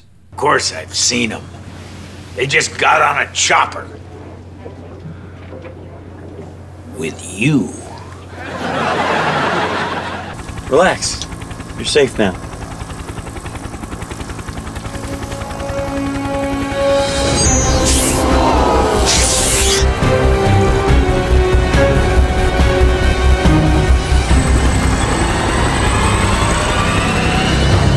In part 2, Douglas reveals his rescuer and business partner, Victor Crane, who I have no memory of whatsoever because he is the most paper-thin cardboard villain I've ever seen. Enough! Let's go. We have work to do. Isn't he cool? Although the three of them are able to escape, they're tracked by Crane. Meanwhile, the FBI has acknowledged the hacking and the Davenports can move back into their home, though they're still broke. The kids return home, but they're quickly taken control of by the Triton app, as Douglas had tried to do back in Season 2.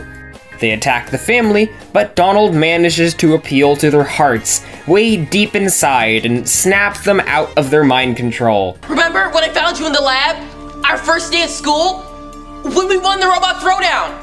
Oh, I still have the picture. Here, see? Try and remember, Chase. Yeah, see? You, me, together, brothers. Come on, Chase, I know my brother's in there. Where is he, Chase? Where is my brother?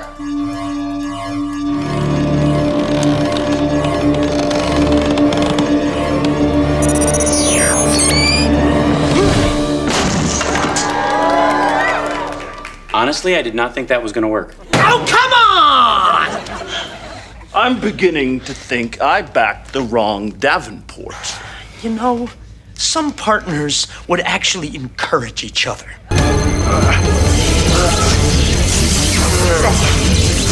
Adam's too strong. Chase can't hold out much longer. Dial up his power. But it's not safe. That could really damage him. Now! Yes! He did it! No! Crane decides that the kids must be destroyed if they can't be controlled, which rubs Douglas the wrong way. My plan now.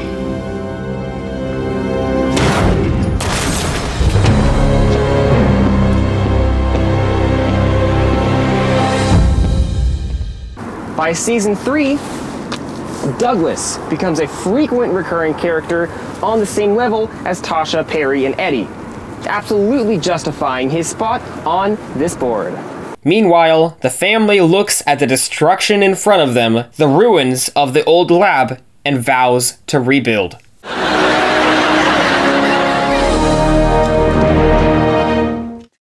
The next episode, The Jet Wing, sees Davenport seeking to regain his lost fortune via a public stunt on his new jet wing.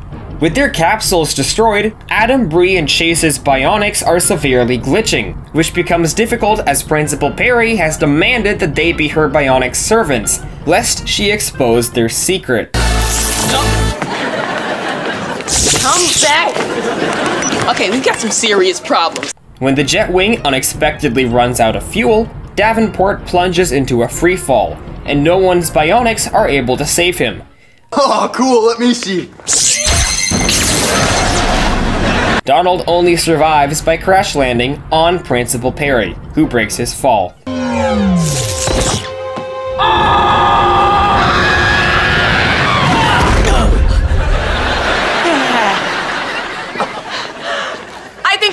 something today. Nobody covers a story like Tasha Davenport. The fundraiser is successful, and the lab rats have enough money to rebuild the lab. In Mission Creek High, the lab is finally rebuilt, completely revamped with compartmentalized floors. And Eddie. But there is me! I don't know that I'm okay with that. Well, then you definitely won't be okay with this. Perry, now being paid massive amounts of hush money by Davenport. Your daddy gave me my first payment for keeping your little bionic secret. So naturally, I went out and bought my dream car, a barrel of pudding, and a lifetime supply of kitty litter, the fancy kind that clumps. Demands to go on a mission with the kids, and they fake a mission in the lab in order to satisfy her. We're at an enemy base on the other side of the... We're at an enemy base on the other side of the world. We have to access their computers and download sensitive information. Oh. Where's my uniform? What is that? I'm Eddie, their smart home security system. I'm Terry Perry, their principal, moral compass, and 1984 log splitting champion of Alberta, Canada, men's division. I recognize the beard. However, she accidentally launches a missile at the school, where Leo's on a date with Janelle, trying desperately to prove to her that he's not a jinx. Of course, he is. Yes! No! I guess you're not bad luck. I'm so glad that was only pudding.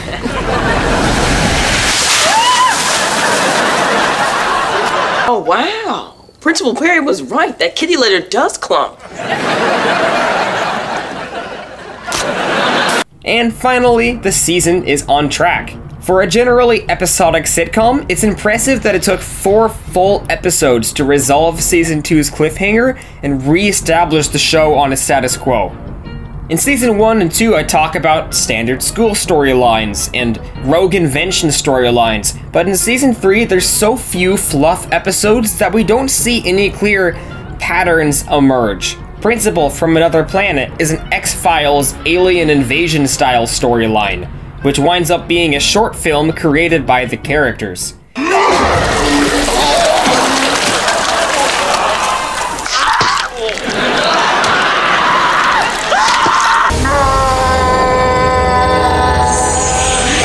In Cyborg Shark Attack, meanwhile, Adam and Chase unleash cyborg sharks to embarrass Leo in front of Janelle, but lose control of them and have to survive. It's more of a thriller. Season 3 finally introduces some new recurring locations.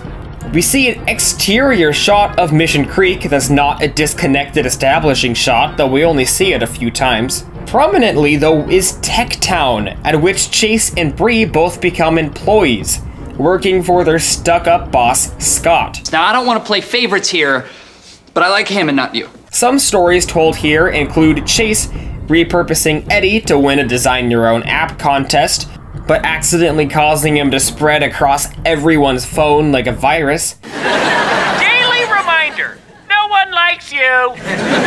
Adam and Chase accidentally recording their bionics on those Z Phone 7 and having to desperately find it before customers buy it on the opening day. And Perry competing with Leo to become a 1000th customer and win a free ride on a new anti-gravity coaster. Despite Tech Town being a pretty frequent recurring location in Season 3, it's never relevant to the main storyline. Trent makes his final 2 appearances in this first portion of the season. When Bree and Leo convince Perry to retire, Trent is instated as the new principal, and then they have to work desperately to get Perry back. In a different episode, Leo's new defense drones accidentally target Trent relentlessly, ruining Adam and Janelle's school play in the process.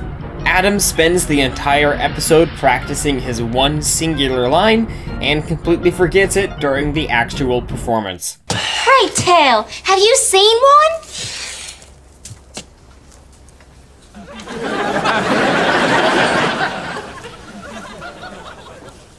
Line! Ma'am, you're standing in it. Quiet, Tasha, I'm trying to do a play.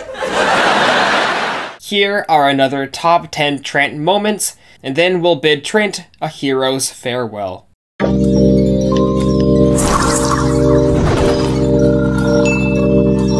on out, sweet prince! Come on out, Trent. School board says I gotta be nicer to students, so I'm offering you a non-threatening hug! But they didn't say anything about taking your ticket and ruining your life. No! Hey! No! I'm breaking the doors down. Oh no, please don't. I look ridiculous. We awesome! Best emotion ever!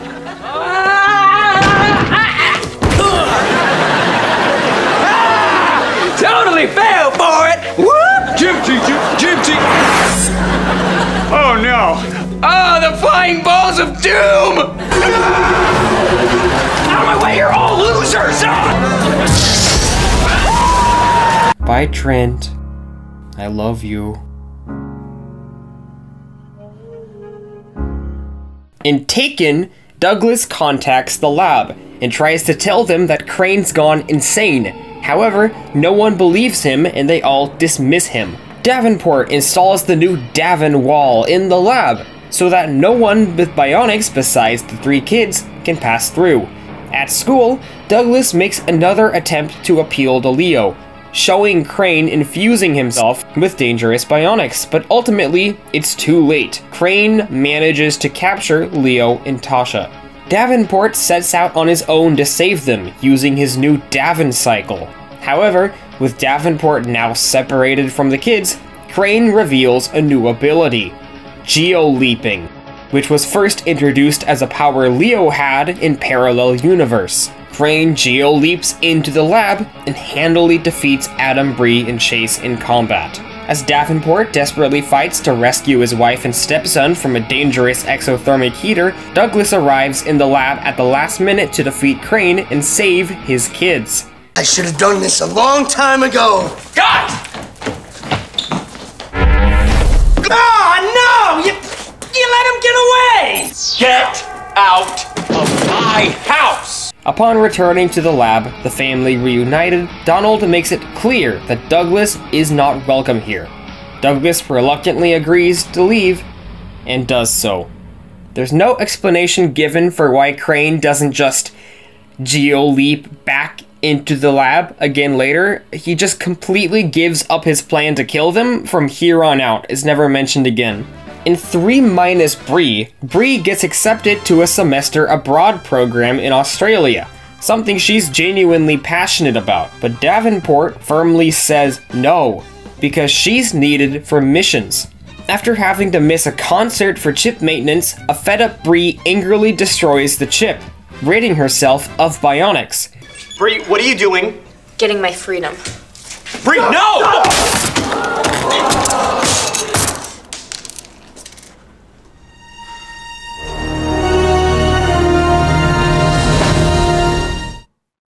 And what's interesting is that the show firmly paints her as being in the wrong here.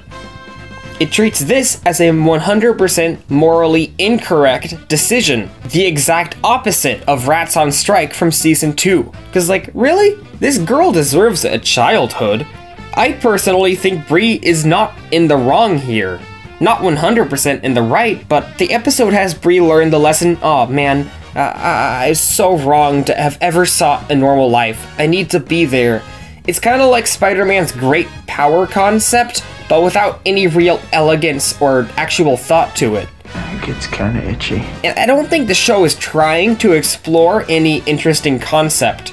It's more interested in a simple one-and-done character arc. So they really primed themselves up to do something more interesting here, but ultimately it's just not that kind of show. Anyways, after Adam and Chase nearly burn in a fire, Bree regrets her decision, apologizes, and asks for her chip back. However, Davenport has no means of repairing it because he didn't build the chip. Douglas did, leaving Bree out of options as the episode comes to a close. In the episode's B-plot, Leo experiments with a medical healing pill, and after using Tasha as a test subject, it goes horribly wrong, and Eddie winds up possessing her. Eddie? What's going on? Why do I have arms? And he goes out of his way to gleefully ruin every aspect of her social life and humiliate her on air. Mom, you can't have Thousand Island dressing. It makes you sick. Violently. Where have you been? Making enemies. Let's just say Tasha's no longer welcome at the gas station, the grocery store, the dry cleaner, or zoo. A terrible accident. This, coming up, an exclusive interview with my butt. I bring this B-plot up because after this episode, Eddie abruptly stops appearing. With no explanation given, Eddie, the greatest character, is just gone. Reduced to atoms, Thanos snapped into oblivion. Will Forte was voicing in other animated series around this time, so I question, maybe it's because this was a live-action show, there was some sort of union thing. That's also backed up by the fact that he appears later in one Season 4 episode in human form. I don't know what happened to Eddie. We'll never know. It will forever remain unsolved.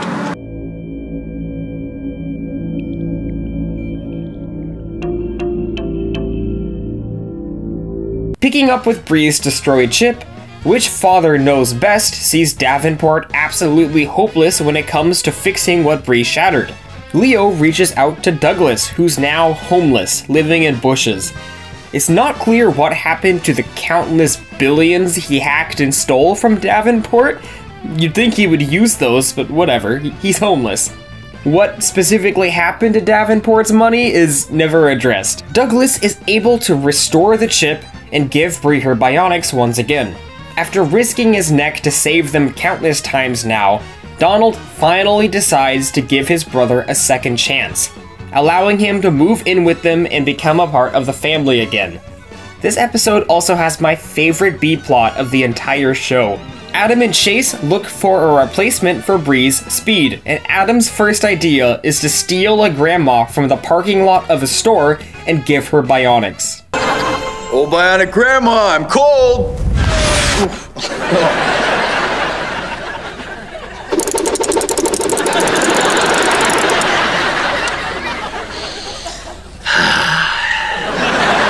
But now I'm hungry.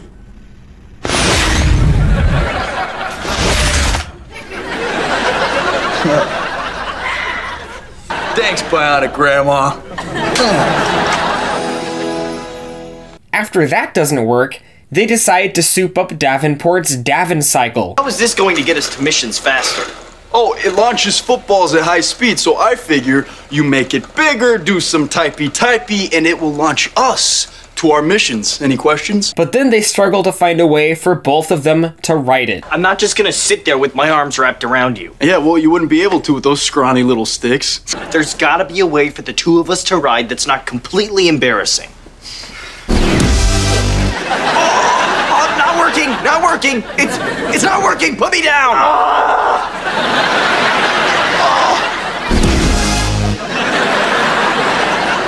Well, this isn't it.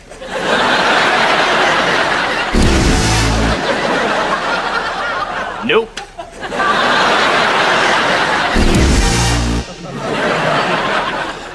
Well, it made sense in my head. It's a classic for a reason.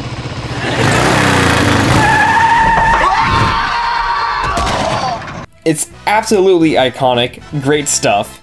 Also, we never see the Davin cycle ever again. After this episode and the one before it, spent decent amounts of time hyping up how cool it is. Now we reach a big one, the two-parter, You Posted What? Question mark exclamation point? Somebody filmed us. How could this happen? People all over the world are freaking out. Everybody's gonna know you're bionic. That's impossible. Everybody get your stuff. We leave in 5 minutes. Bionic targets have been secured. Lab Rats, You Posted What? Premieres Monday night at 8:30 on Disney XD. A teenage girl records Adam, Bree, and Chase on a mission and uploads the video to the internet, exposing their bionic secrets to the world. This is like 2 minutes in. As the gang investigates the girl, who managed to not be present on Chase's scan, government agents raid the house and apprehend the family.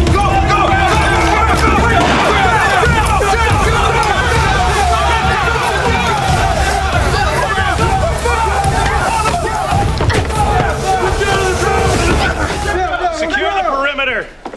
Don't try anything. We have more than enough firepower to take you down. Look at that helicopter, boys. That's pretty sick. Agent Graham, the lead investigator for the paranormal phenomena across the world, apprehends the kids and intends to isolate them at separate facilities for testing. I run a top secret division that investigates abnormal global phenomena. You know, strange creatures, paranormal activity, unusual occurrences. Wow. So that stuff really exists? Nope, none of it. For 10 years, I've been the joke of the entire agency. But not anymore. Leo and Douglas, on the run, seek safety with Principal Perry at Mission Creek High, because that's the only other set the show has. Perry immediately falls in love with Douglas, which he is not a fan of, and when they think the coast is clear, Victor Crane enters the room, flanked by the girl who filmed the video. His new bionic soldier, S1.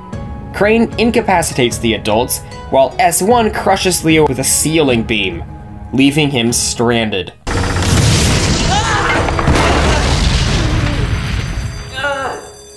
Bravo! That was fun. The fun has just begun.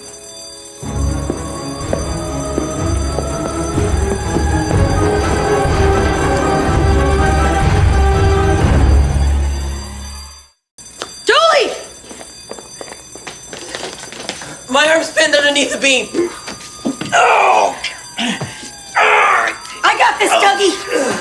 I once lifted a car off a guy's leg. It was the least I can do since I ran him over. Oh, tough to get a grip.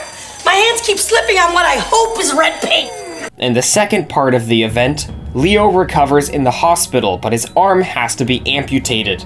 Ultimately, Douglas decides to sneak Leo into his old lair and give him a new bionic arm, capable of shooting energy balls, making Leo a bionic teenager like his siblings once and for all. Adam uses his blast wave to escape from the agents, and all forces converge in Douglas's lair for a final battle. It's really awkwardly staged and underwhelming, which pretty much every battle for the rest of the show will be. Somehow they decline in quality. Also, check this line out. Too bad this is the last time I'll see you guys. Your brother's kind of cute. Adam? No, the other one. Chase? What did Crane do to your brain? S1's crush on Chase is never mentioned ever again, but I have a theory as to what that was meant to build to, and we'll talk about that in Season 4. Ultimately, the lab rats defeat Crane and S1, just in time for Graham and his agents to arrive. After Bree saves him from Crane, Graham finally understands that the kids are heroes. The villains are arrested and the heroes aren't. Graham holds a press conference to reveal to the world that Adam, Bree, and Chase are, in fact, bionic superhumans. Remember that runaway train full of Nickelodeon that almost blew up Welkerville? That was us. No, we didn't cause it. We stopped it. That's it. Hey, what are you gonna do? Stop it. What is wrong with you? We're on TV! Get up! Get up! Get up! No. Settle down! So, any questions? The catch, however, is that Graham will be the team's leader from here on out. Davenport is relieved of his duties. From his cell, Crane doesn't expect to remain in prison for long, as he remotely activates his massive army of bionic superhumans.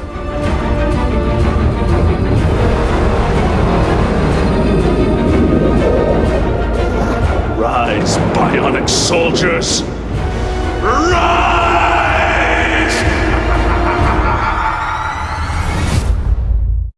The next episode, Armed and Dangerous, picks up with Leo's bionic arm. He disobeys Douglas and tries to impress Janelle with his arm, and it goes about how you would expect. But more importantly, we pick up with the lab rats under Agent Graham's control. He begins spoiling them and taking them on a worldwide promotional tour, completely ignoring their training and missions. Something I've neglected to mention is that in the beginning of Season 2, Leo gets branded as the Mission Specialist. He gets his own special desk in the corner of the lab. At the beginning of Season 3, Leo looks at the rubble of his desk. And now, in this episode, we get this exchange between Davenport and Graham. Oh, don't worry. There's still plenty for you to do. We'll call you our mission specialist. Mission specialist? That's like being an intern. I mean, Leo is our mission specialist. And I just find that really funny. It feels like they spent 3 seasons building this joke.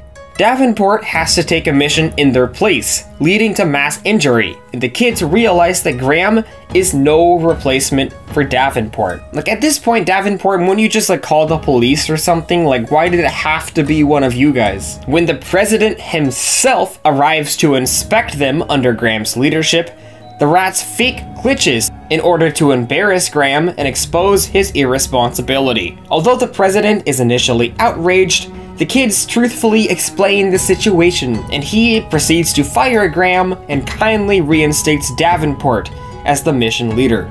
And from here, the show returns to the status quo we're used to, with the big difference being that the kids' bionic secret is completely public.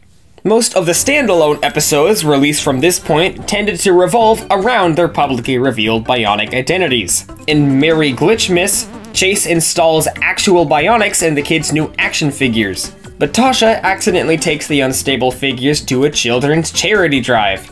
Or in Spike Fright, Adam messes with Chase by activating Spike while he's on a date with a girl, ruining his chances with her. Even though the show constantly touts how crazy it is that their bionic abilities have gone public, their interactions with the public have not actually changed at all in any meaningful way. In the first 2 seasons, they'd rapidly switch back and forth between episodes, from being the super cool rich guy's kid to being absolutely bullied and laughed at for their inexplicable loser status.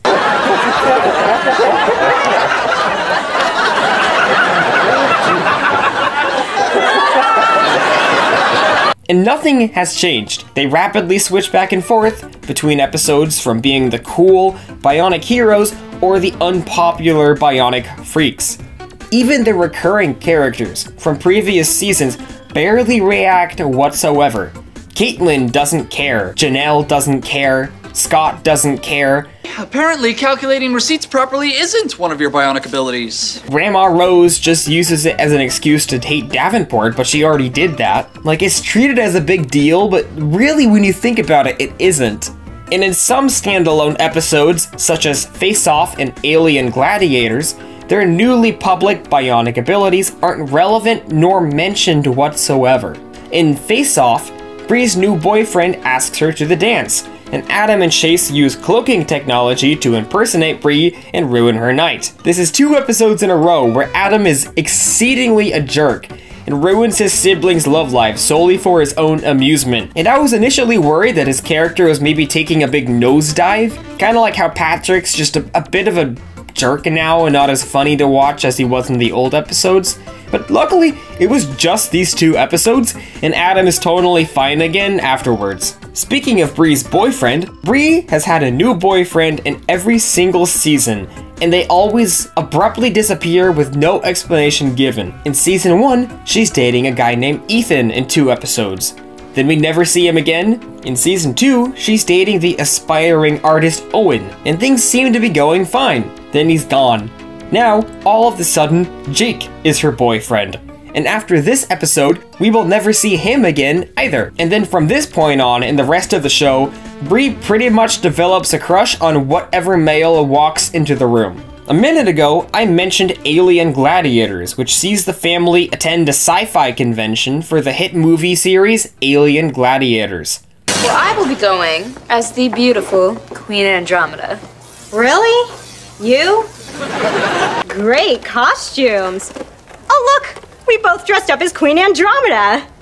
I told you I was dressing up as Queen Andromeda. Don't worry, I'm not mad. Caitlin cuts Adam, Bree, and Chase in line, causing them to get cut off from getting autographs from Andre Ethier. They try to take revenge on Caitlin, but end up in convention jail with the kid from Jessie. Meanwhile, Leo and Davenport compete in a fire staff competition, the winner of which will get a cameo in the next film. However, Perry winds up competing as well. I bring this up because these fire staffs have the absolute dumbest design of anything I've ever seen. They're reverse lightsabers.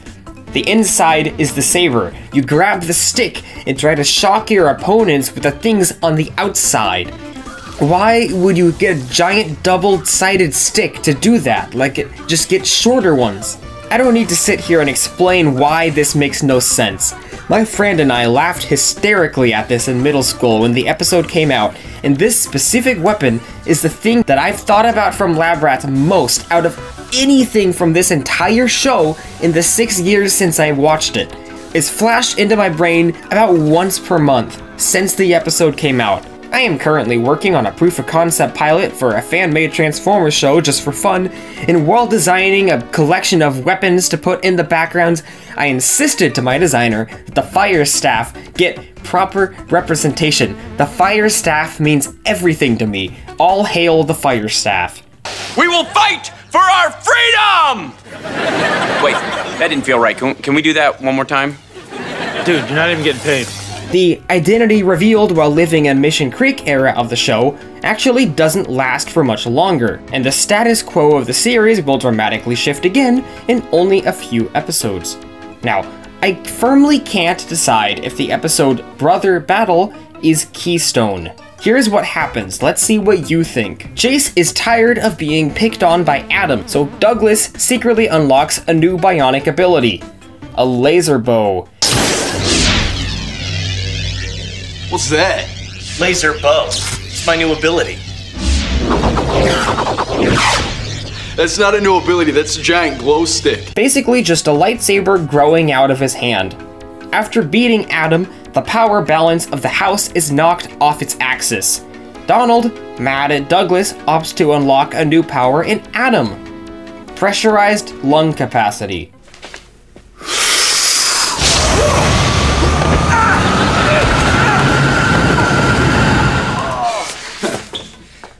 What was that? Oh, my new pressurized lung capacity, or as I like to call it, my blow thingy. The fight continues. Both brothers battle, get it? In the end, both sides make up, and all four brothers agree to respect each other more. I kinda made Bree invisible. What? It's true. I've been standing here the whole time. This episode is interesting because they unlock new abilities, all of which are used prominently in later Keystone episodes, but this episode itself doesn't continue any storylines. If you count this episode as Keystone for simply introducing something, then would you count Bro Down from Season 2 as Keystone for introducing Bree's vocal manipulation? Maybe not, because that doesn't come back in any relevant Keystone episodes. Mission Creek High didn't continue any major storylines, it just introduced the new lab. Was I correct in calling it Keystone? And Brother Battle has a B-plot which takes place at Techtown. If I count Brother Battle as Keystone, should I count the earlier Techtown episodes as Keystone as well, so the viewers are familiar with that location going into Brother Battle? At the end of the day, it doesn't matter. I'm not gonna come to any firm, definite conclusion on any of these because it's an arbitrary category I just made up to organize this. It's just interesting to see how it's not as black and white cut and dry as it was in the previous seasons. The strict walls are starting to get knocked down. This episode also introduces an interesting continuity error. Donald firmly has control of the team in Brother Battle, not Agent Graham, and this is after their identities have been revealed, as you can see when Scott talks to Bree. Adam's pressurized lung capacity is introduced here. However, Adam had previously used his lung capacity in Armed and Dangerous during their attempt to humiliate Agent Graham. That absolutely took place before this because Donald didn't have control of the team yet back at that time. I cannot believe that Disney XD's original series Lab Rats has an error in it. Anyways, the next 2 episodes are firmly keystone. The war is coming. People are freaking out. It's an entire bionic army. One last mission. This is the end of you! Every time we take out 5, 20 more show up. If we fuse our abilities, we may not make it. Lab Rats, Rise of the Secret Soldiers premieres Monday, January 26th at 7:30, only on Disney XD. Sometimes true heroes have to sacrifice themselves for the greater good. In Rise of the Secret Soldiers, the Lab Rats are frustrated that the internet constantly misinterprets them, so they decide to let a documentary crew film them on a mission at an electrical transformer. However, in constantly bickering and playing to the cameras, they actually failed the mission on live television, leading to a nationwide blackout and a backlash against the Lab Rats. Principal Perry, who had been leading uninvited tours through the Davenport house, now begins leading protests against the Lab Rats. Leo accidentally shoots a laser sphere at the protesters, causing them to flee and permanently ruining the family's reputation. The president orders them to lay low for a while. However, the kids are furious at each other and they opt to dissolve the team entirely, ending the Lab Rats once and for all. For about 10 more minutes until they come back together in Part 2. Part 2, Crane initiates his master plan, using the Triton app to control the president. Welcome back to Obama again. And soon, everyone in the world via this satellite. The team reunites to battle his army of bionic teenagers, unlocking countless upgrades, including an energy absorption power for Leo, who's now made an official member of the team. Look how hard this goes.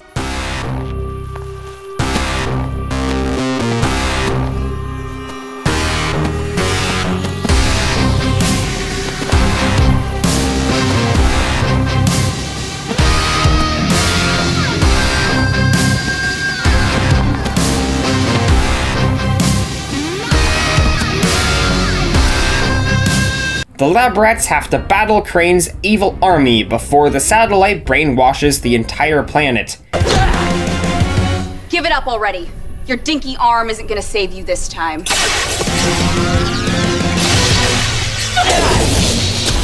Actually, I think it is. Where did that come from? Came with the threads. S1, dress done. While Chase battles Crane's new lead soldier, S3, Donald battles Crane head-on, causing him to get gravely injured.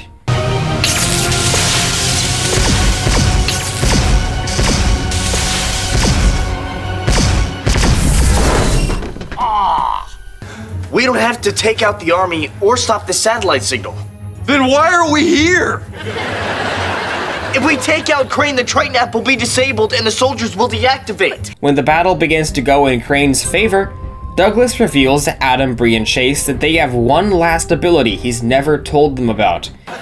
I'm not hiding. I'm picking berries to use as weapons. Look, when I created your chips, I installed a link that fuses all of your bionics so you could fight as one. Wait, why didn't you tell us this before? Because it's never been tested. The results could be catastrophic. We only have 2 minutes left. How do we do it? The ability to fuse all of their powers together. I was expecting something like Johnny Storm in Rise of the Silver Surfer, where he has all of his teammates' powers. I was expecting them to get each other's powers, but no.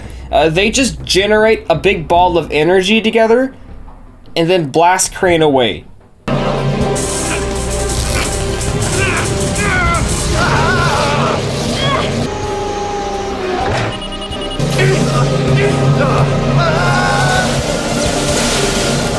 The signal transmits in 10 seconds! Our day has come! 5 seconds! 4! 3! The world is mine!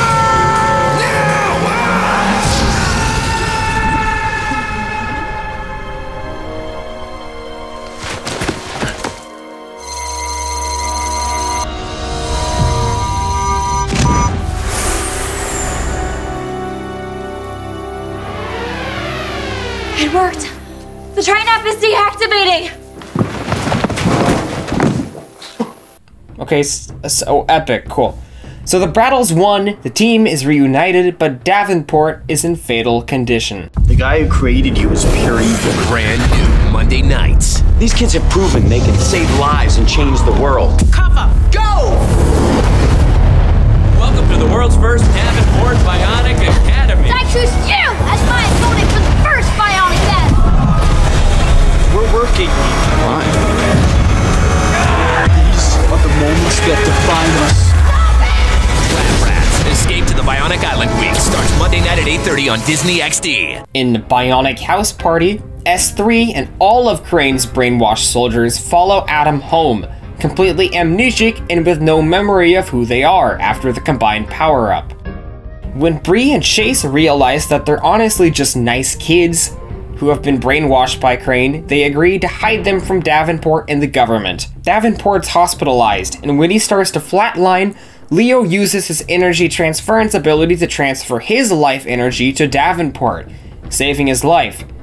However, Leo begins to age rapidly, and I think it's one of Tyrell Jackson Williams' funniest performances in the show. I am really worried about you, Leo.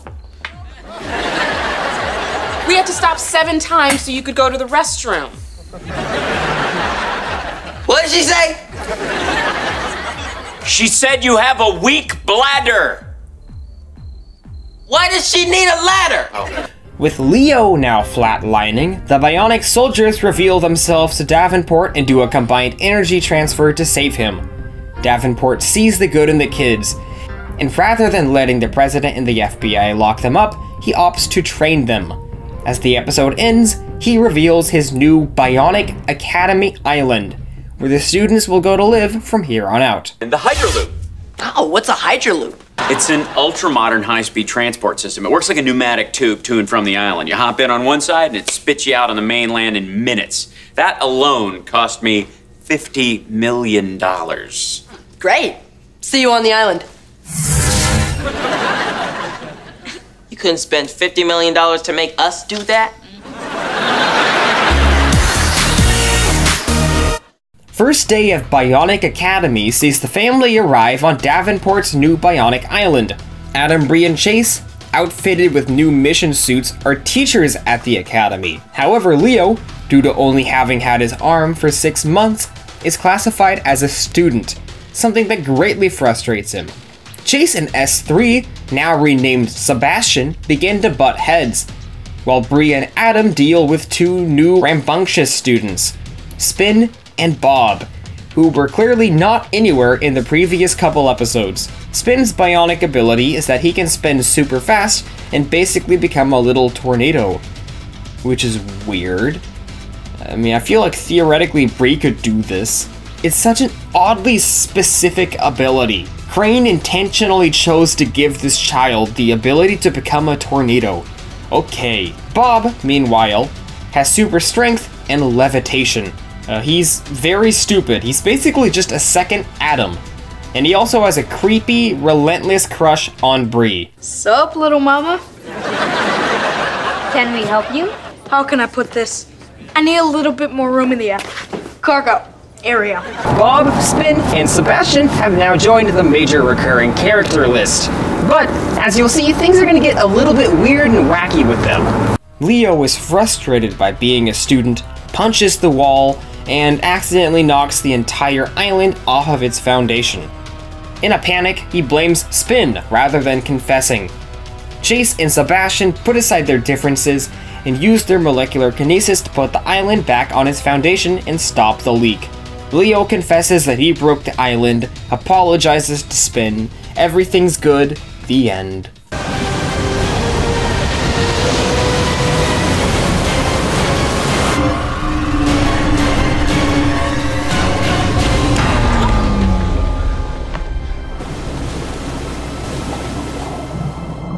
Yes! You did it! And there's 2 episodes left on the island before the season's end. In Adam Steps Up, Davenport is back on the mainland to celebrate his anniversary with Tasha, and Adam explains to Bob that when Davenport is gone, they can do whatever they want. Bob then steals a plane. Bob and realizes once he's in the air that he doesn't know how to fly it. Adam has to go on a rescue mission. Meanwhile, Janelle visits the island in her final appearance in the show, and Spin and Leo constantly bicker for Janelle's attention, which is weird because Leo's like 18 and Spin is like 10. Janelle ultimately puts both of these boys in their place, and off she goes. We'll never see her again. At the episode's end, Adam flies to Bob with the jet wing, and the two of them parachute out.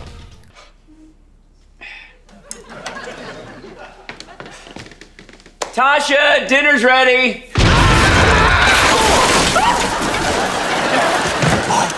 Oh, Adam! Whoa! I'm alive! Not for long. Hey, Mr. Davenport. Is that rosemary chicken? It was! And lastly, an unauthorized mission, Spin and Bob set out on their own to prove themselves, but they get trapped in quicksand, forcing Leo to come and rescue them. This is the first time that Leo is depicted as more mature than Spin, who's like half his age. Meanwhile, Perry tracks the gang to the island and manages to keep returning despite all attempts to get rid of her. Nobody in, nobody out. Yep, and I control it all with this one remote. You looking for this? Ultimately, Davenport decides to hire her as the island's head of security. Principal Perry is officially just Perry. In a rare C-plot, Chase bonds with Sebastian and tells him about Crane and his true origin. At the episode's end, a sudden explosion injures Davenport, and while everyone rushes to help him, we learn that Sebastian is secretly behind it. You took away my father? I'm gonna take away yours.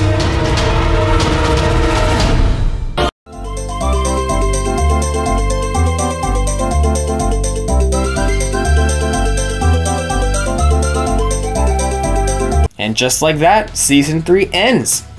The 3 episodes on the Bionic Island seemed like a fun and exciting detour, but what no kid watching at the time realized is that the island is now the permanent main setting of the show from here on out. We will never see the Davenport house again. Its 30-second cameo in Adam Steps Up is its final appearance. I'm sure the set was demolished and only a small slab of it was preserved that the characters would stand in front of to call from home a couple times during Season 4. Mission Creek High as well never appears again, its final appearance being Mary Glitchmas. Even the iconic lab is written out of the series from this point on, its final appearance being at the end of Bionic House Party. You see, the last 4 episodes of Season 3 all premiered one day after the other in a marathon. Escape to the Bionic Island week starts Monday night at 8:30 on Disney XD. So, over the course of 4 days, the entire fundamental premise and setting of the show completely changed, with no real setup or warning. Normally when shows say goodbye to primary locations, the characters will kind of say goodbye to the space. With Lab Rats, it just didn't happen at all. And back in 2015, my friend and I would be saying like, man, it's been a while since we've seen the house, and it wasn't until like a third of the way through Season 4 when it really dawned on us like, oh, we're never seeing it again, are we? It was weird. And the shocking suddenness of that is what made me and a lot of other people my age at the time not quite like the 4th season. Alright, one more intermission. Before Season 4 starts, let's acquaint ourselves with the rooms of the Bionic Academy. Season 4 has the most sets, but they all feel very samey after a certain point. The primary location is the command room, which features the transportation hyperloop and computer consoles. There's a big window to the outside. Sometimes there's a glass partition in front of it. To the right of the command room is the training room, which is a big circular arena for the students to train in. So yeah, for all intensive purposes, the majority of Season 4 takes place in one long hallway. Adam, Bree, and Chase also get their own room a bit later, which has plenty of representation in every episode. There's also a handful of other rooms, which don't get that much play. The weapon room, which is like a closet, sometimes it has the weapons emptied out and is treated as a storage room. There's also the cafeteria here, which is a nifty looking little set, but it doesn't really look like a cafeteria. There's also this exterior location, which is redressed to serve as a different part of the island every time it appears. The sets we see here also clearly don't match what the outside of the island looks like, which is great to see. Nothing's changed. Okay, we're ready. Let's go to Season 4, which is by far the most radically different of them all. And in fact, the show itself was rebranded as Lab Rats: Bionic Island. The world's first bionic superhumans. They're stronger than us, faster, smarter. The next generation of the human race is living on a bionic island.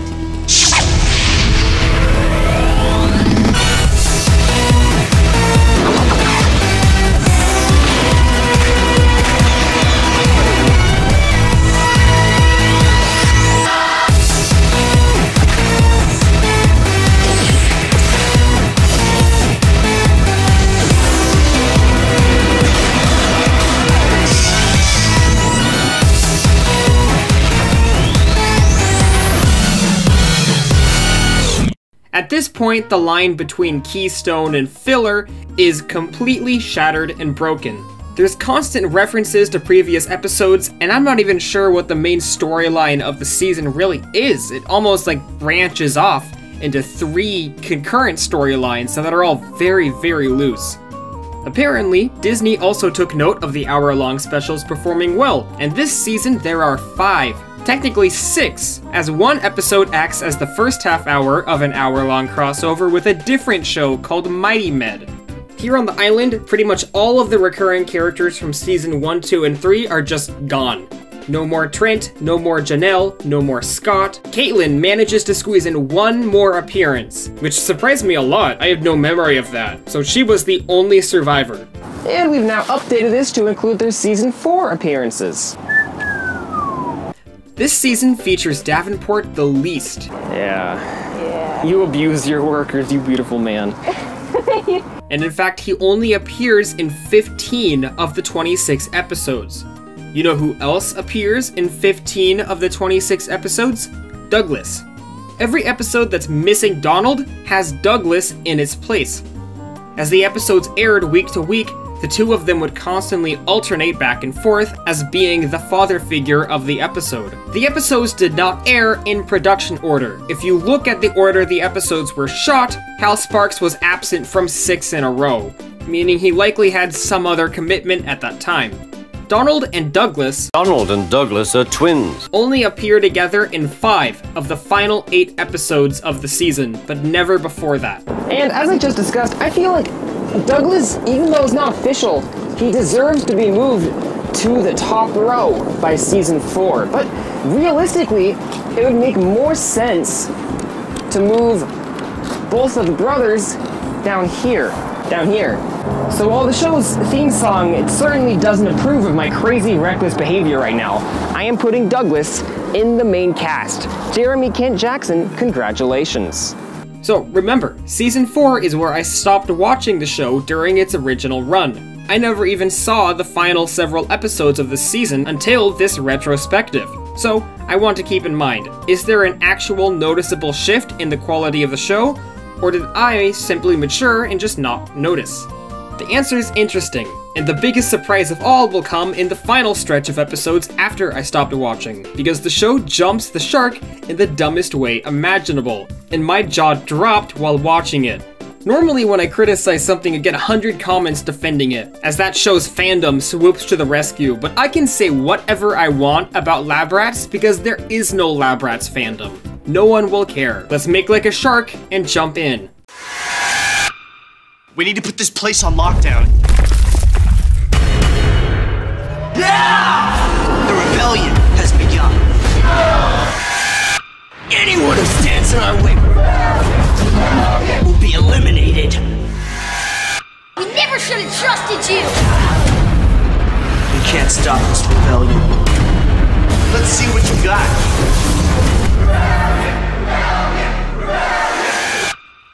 Season 4 starts with the Bionic Rebellion two-parter. Unaware of Sebastian's true nature, Chase helps him unlock a new ability. When weapons begin disappearing around the island, Perry is suspicious of Sebastian, but no one believes her. We are hitting all of the same beats from the Marcus arc, but this time it at least makes sense that they wouldn't trust Perry.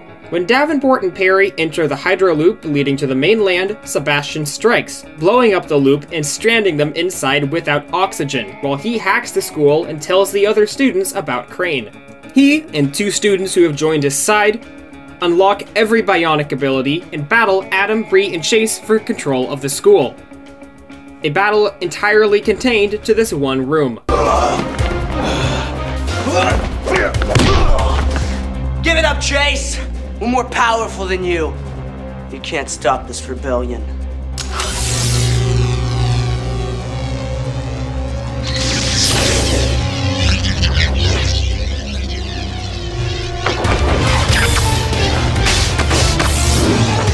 While Leo has to convince the other students to stay loyal to Davenport, entirely contained in this one room. The students spend a subplot trying to escape from this locked room, because the show completely forgot that all of them can geoleap.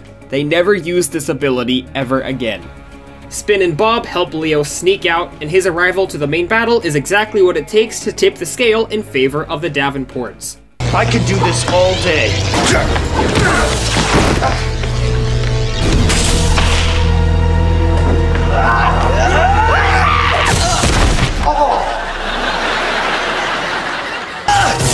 Oh, what's happening? How do we make it stop?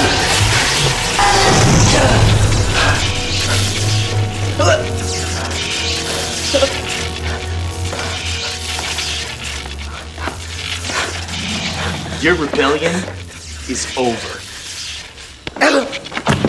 Sebastian is arrested and taken away, never to be seen again. Never liked you.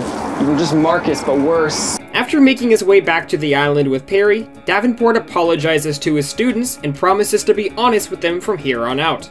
They accept the apology, and the Bionic Rebellion ends as quickly, abruptly, and awkwardly as it began. Stories in Season 4 usually revolve around science going awry on the island. In Bionic Dog, Douglas's old bionic pet dog comes to visit, but it begins sabotaging the island, as it was programmed by Crane to destroy Douglas.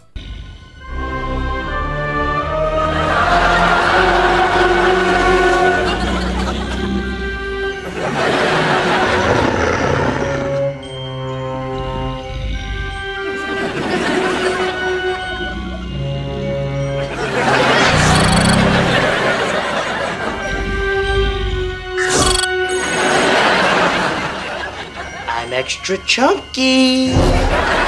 You'll notice that Season 4 has the most retcons by far, all of which are about Crane and Douglas. In Spider Island, Douglas and Chase extract DNA from a fossil and use it to resurrect an ancient sea spider, which grows massive in size and attempts to destroy the island. The group has to destroy it and extract its venom in order to create an antidote for Adam, who's been bitten. Where's Chase? I'm here, Adam. Take my hand. There's something I have to tell you. If I die...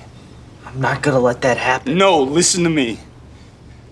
If I die, I want you to know. Even when I'm dead... Adam... And I'm just a pile of bones. I'll still be taller than you. In The Curse of the Screaming Skull, an evilness virus created by Douglas in the past infects Chase and Bree, who try to kill the rest. In Spike vs. Spikette, Leo and Adam use an advanced drone to fly their possessions to them from Mission Creek, but wind up accidentally picking up a random child, who's then stuck on the island. In Bob Zombie, an intelligence extractor turns all of the Academy students into mindless sheep. There's also a subplot where Principal Perry registers the island as a sovereign nation,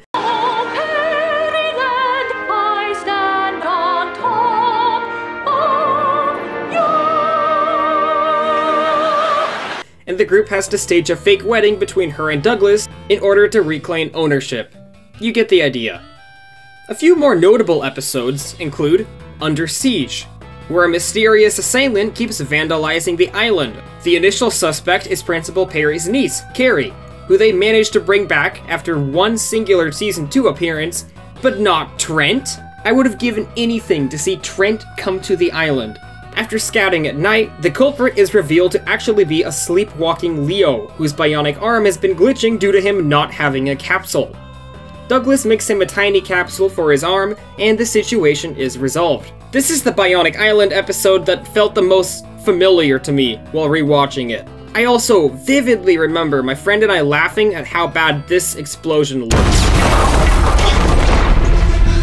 And it's funny because I guess at the time, all of the rest of the CGI and lab rats looked completely fine. I was simply starting to grow up and noticing things that I didn't notice a few years earlier. Another notable episode is Forbidden Hero, which sees Tasha visit the island and pull Leo from the team after realizing how dangerous the missions he goes on are. However, when she becomes caught in a tropical storm, Leo has to step up to save her, and she allows him to stay. Tasha barely appears in Season 4. She's only in 5 episodes this season, 4 of which are at the very end, and in one of them she only has 2 lines, so it barely even counts. So I came to miss her a lot, both watching the show originally in 2015 and rewatching it in the present. Because of Tasha's drop-off in appearances, Principal Perry is the 6th most frequently recurring character by the end of the show, and poor Tasha is bumped to 7th. Every time she showed up, I fully expected a... but she never got one. And so, I'm going to edit Queen Tasha the canned audience reaction she deserves in all of her Season 4 entrances. I'm a grown man. I don't need you to baby me. Mommy! Oh, I came as soon as you texted me. Hey guys, I've got some exciting news. I got us all tickets to the big college football game this weekend.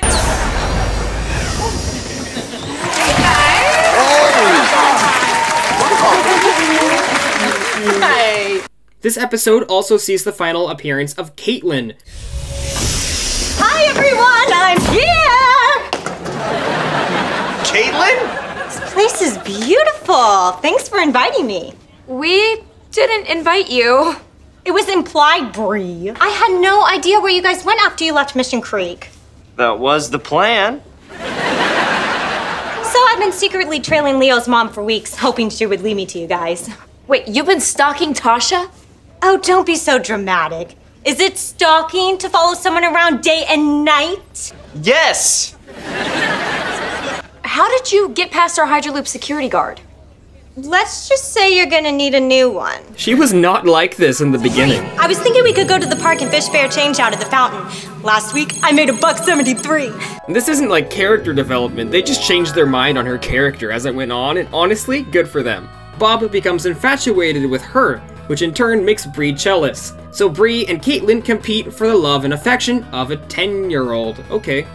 Another episode I've got to highlight is Human Eddie. I never saw Eddie's return to the show as a kid, because I'd stopped watching by this point, so this episode had me smiling throughout it. Eddie hacks his way into the Bionic Island. Hi!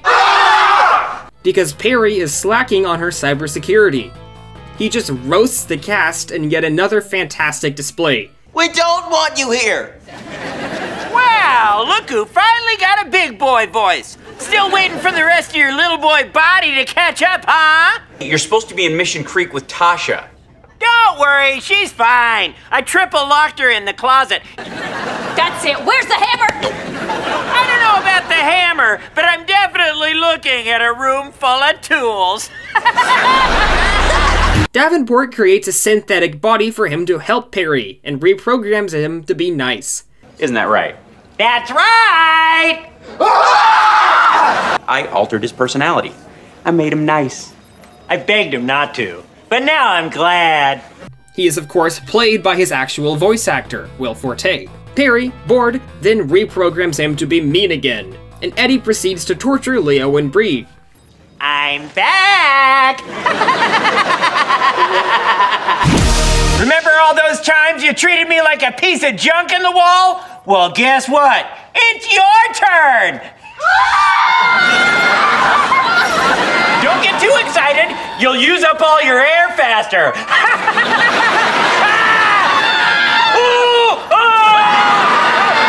Davenport, of course, doesn't believe them when they tell him he's evil again.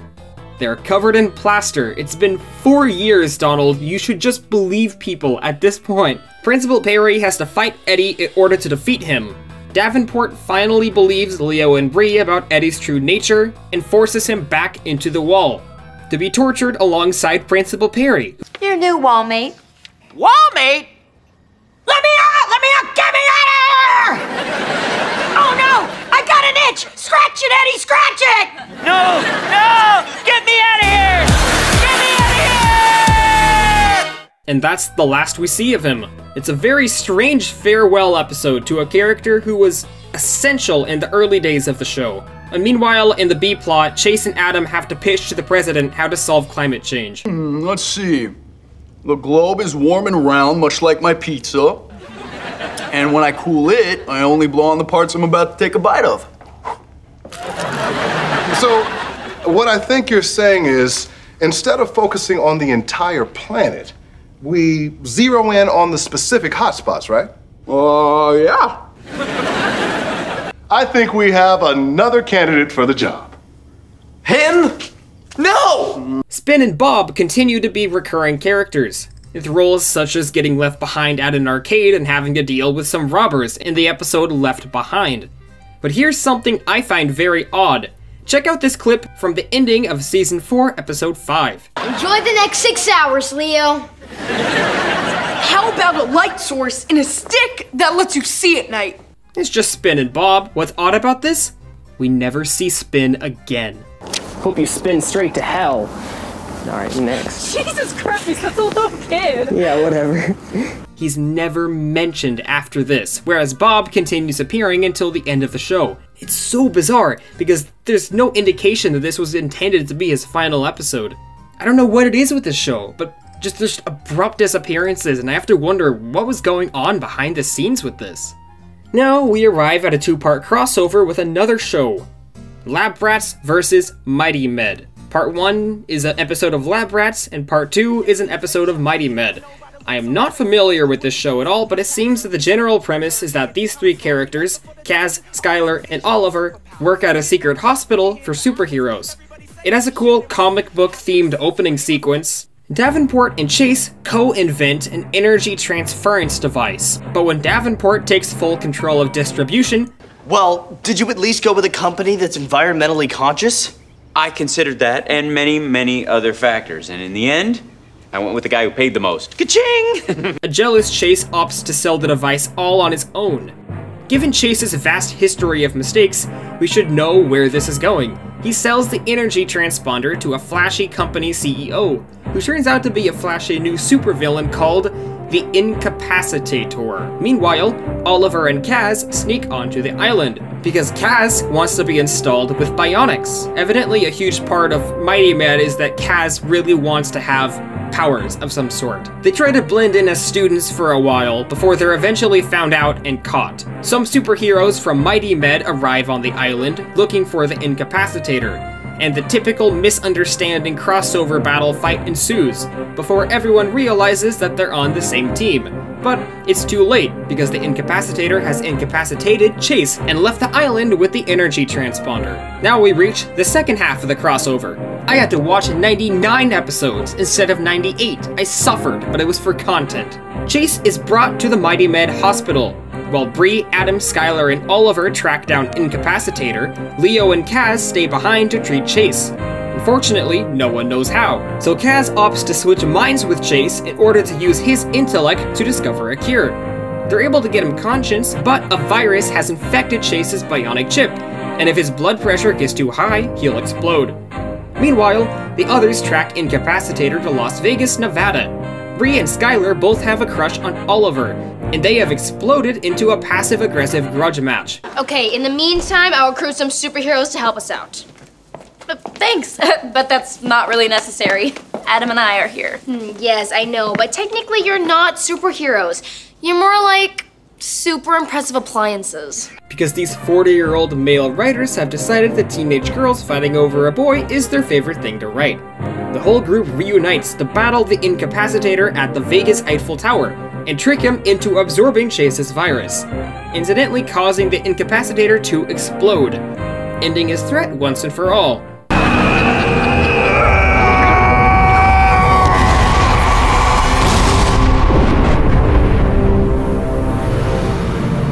You did it! It worked! Did you ever doubt me? Yeah. This is technically the first death in Lab Rats, but it actually isn't because it was in Mighty Men. I would sit here with a follow-up paragraph with my thoughts on the crossover, but I don't have any. My brain is gone. There's nothing left. I've been watching Lab Rats.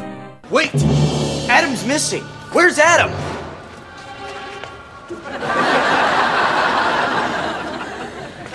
There he is. Man. We then reach the next hour-long special of the season, the only two-parter to not feature Donald at all, called Bionic Action Hero. Who is this stranger? Can he be trusted? And is Bree a double agent? Everything there is to know about Chase's ship. Will she push the Lab Rats to the point of destruction? Mission accomplished. 3 seconds! Chase! It's over, and it's all my fault. Leo Howard guest stars in the 1-hour Lab Rats Bionic Action Hero event. Premieres Wednesday, August 5th at 8:30. Douglas's ex-girlfriend, a big-shot Hollywood director named Giselle, is making a movie about bionic humans and using an actor named Troy West to play one. Bree becomes completely infatuated with him. It's very funny because the ad for this episode asks, "Is Bree a double agent?" That's not a thing whatsoever in the episode. That was never in question. The ad just made that up. What she does do, however, is give Troy a copy of Chase's chip so he can study it in order to portray a bionic person correctly. Douglas catches up with Giselle, and he actually discusses creating Marcus. It's the first time he's been brought up since his death. You could make a whole movie just about Marcus. Marcus? My greatest invention. An advanced android with all of Adam, Bree, and Chase's bionic abilities. Believe it or not, he was even more powerful than they are. Well, where is he? I'd love to see him. You can see parts of him. They're buried in a huge pile of rubble at my old lair. I'm sorry, your lair? Technically, it's a suburban basement. They filmed the movie on a film set resembling the Academy, and it's funny to me because this is clearly just the actual set that they use for the show, but the cameras are pulled out back further, so we the audience see a ton of the actual backstage for the real Bionic Island set. But the show is treating this as if it's the backstage of a movie set's recreation of the island. Anyways, it's all a trap. Troy and all of the stage crew are androids. Giselle wants to wipe out all bionic humans and replace them with androids. She just needs Chase's intelligence to perfect the designs. She kidnaps Chase, and the gang has to come and find him. But when they arrive, he's already dead. Chase! No, he's not breathing. There's no pulse. No. This isn't happening. Come on, Chase. Chase, come on. Come on. Adam. Come on. Adam. Chase. Adam! It's over. He's gone. And it's all my fault. I'm the worst brother ever. All I ever did was punch him and make fun of him. I never even told him I loved him. No, that's just an android. The real Chase is fine. Chase? You're alive! Wait, there's two of you! I'm having very mixed emotions right now. After you were gone, I used my molecular kinesis to redirect the android's blade to cut me free. Wait, then who's on the table? My android replica. Giselle was foolish enough to show me how she makes them. So I distracted her android and I made one that looks like me. They defeat Giselle, but Troy has Bree hostage. And Bree insists that Adam should destroy her in order to destroy Troy as well. I can't. He's gonna take me out anyway. You might as well take him out too. She's right. They don't have the guts. It's okay.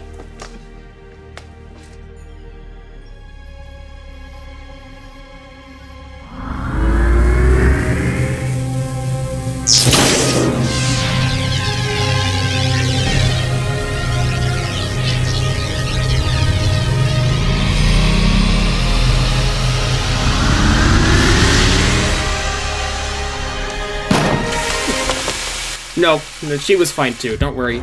Adam is fully prepared to kill his sister here, however Bree figures out that androids die in water and submerges him.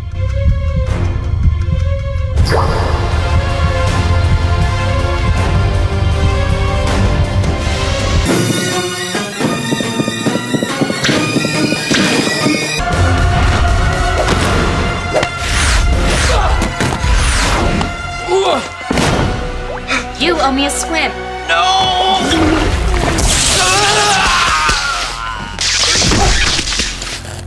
Saving the day once and for all. At the end, Giselle sneaks into a restricted pile of rubble and makes a discovery. Hello, Marcus.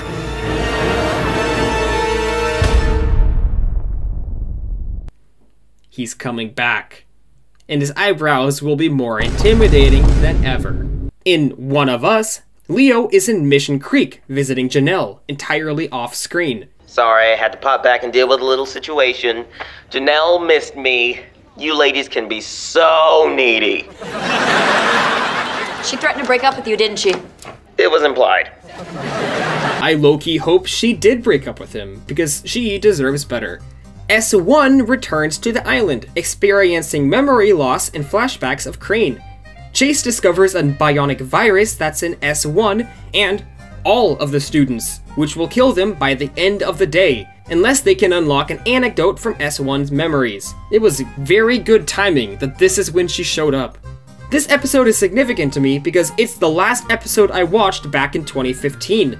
I abandoned this series right after this, apparently only 11 episodes away from finishing it.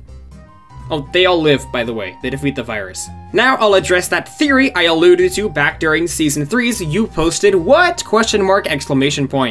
Regarding this line from S1. Your brother's kind of cute. I find it somewhat odd that she was basically replaced with S3/Sebastian once the Bionic Island started. Chase forms a close bond with Sebastian, comes to fully trust him, reveals secrets, and then gets betrayed when the Bionic Rebellion begins. And I'm almost wondering if maybe this was intended to be S1, and there was supposed to be some sort of romantic connection there.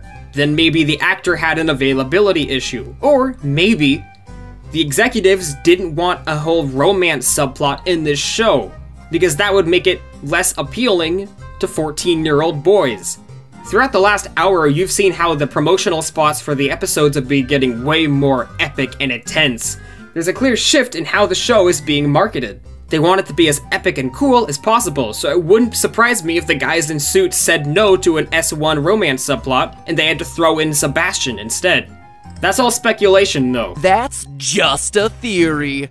Special guest Matt Pat cameoed. So why did I stop watching the show specifically? Well, I remember that there were two major last straws for me, which convinced me to abandon the series. The characterizations of Chase and Leo. Let's tackle Chase first. Chase's ego has become his primary personality trait, to the point where he's become an actual hazard to the team and a menace to society, arguably worse for the world than Victor Crane. What's the first thing I taught you? Do as I say and as I do. In simulation manipulation, Chase is frustrated that his group of students constantly loses to atoms, so he uses the Override app to mind control his students through an obstacle course against their will.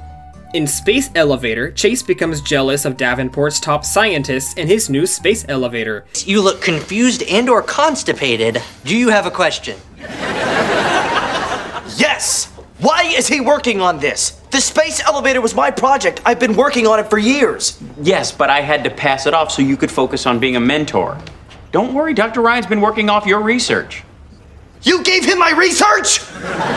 And when Chase notices a fatal flaw in the elevator's design, he opts to not tell anyone in hopes of humiliating the scientist when he takes the flight, But then Davenport goes instead, and they immediately have to slow the elevator down in order to save his life. Chase is literally about to let this man die, just to prove that he's smarter than him. I remember Chase's actions in this episode in particular really frustrating me back in 2015. Similarly, Leo remains quite vain as well. He's also more aggressive, as we saw when he punched a wall at the end of last season. I don't think Season 1 Leo would have done that. In Mission Mania, he's jealous that he doesn't get the same amount of credit as Adam, Bree, and Chase, so he leaks the Bionic Island's phone number to the public and creates a hotline, so he can go on more missions. This overwhelms the team and makes them unable to respond to actual emergencies. Come on, let's go! Wait! What about my cat? It's at your feet, ma'am, where it's been the whole time. Oh. Leo, meanwhile, isn't as capable as he thought and would not have been able to stop this helicopter full of people from falling and exploding if not for help from the others. Also, this set in particular looks really good. Similarly, in the two-parter On the Edge, Leo decides to form his own 3-person bionic team, and when he keeps pushing them harder and harder to master a new bionic ability, an EMP, he winds up permanently blinding S1, now called Taylor. Not yet, Junior. These kids came for a show. Amp it up, Tay-Tay.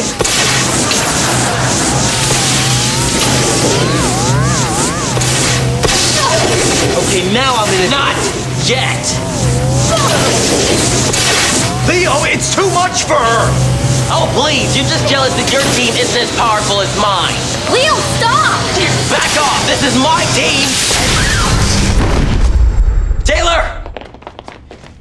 What kind of bionic upgrades did you throw in? Rocket feet or rocket elbows? Rocket hips? Just saying, the girl could use some rockets. No, Leo. Taylor made it, but the laser spheres damaged her retinas.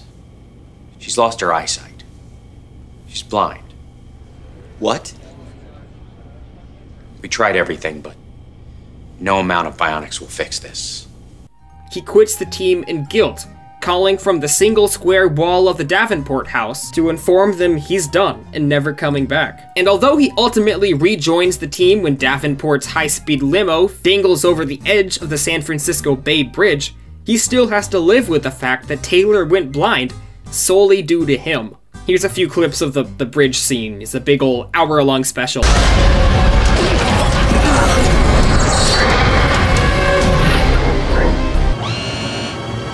Let's go.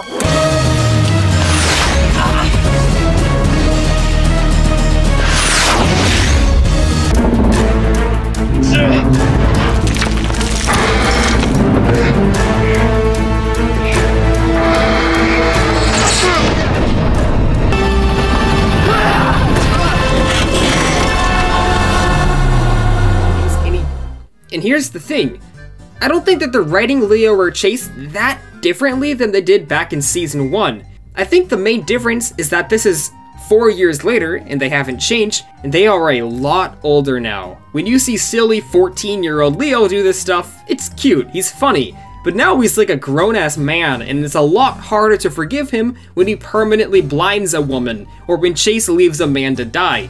The show wasn't particularly interested in evolving its characters, and a strange side effect of that is that as the actors aged, it made the characters seem unlikable. And we're in the endgame now, folks. All we have left are 2 standard episodes and 2 hour-long specials. So let's dive in.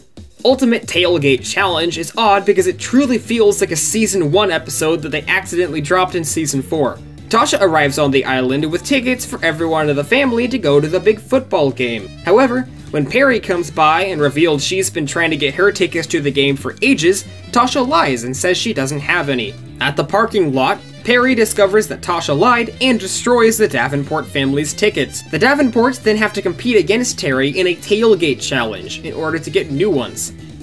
Just imagine Elon Musk doing a tailgate challenge in a college parking lot in order to win tickets. Chase and Bree, having missed out on any sense of normalcy in their entire lives, want to fit in with the university students, and both wind up competing and using their bionics to impress them. Meanwhile, Adam and Bob host a web show about breaking things.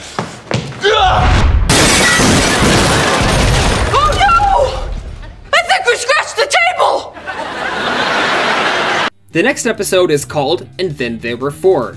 I was not prepared for the opening scene. This is the opening scene. Hey, Douglas. What's wrong with you?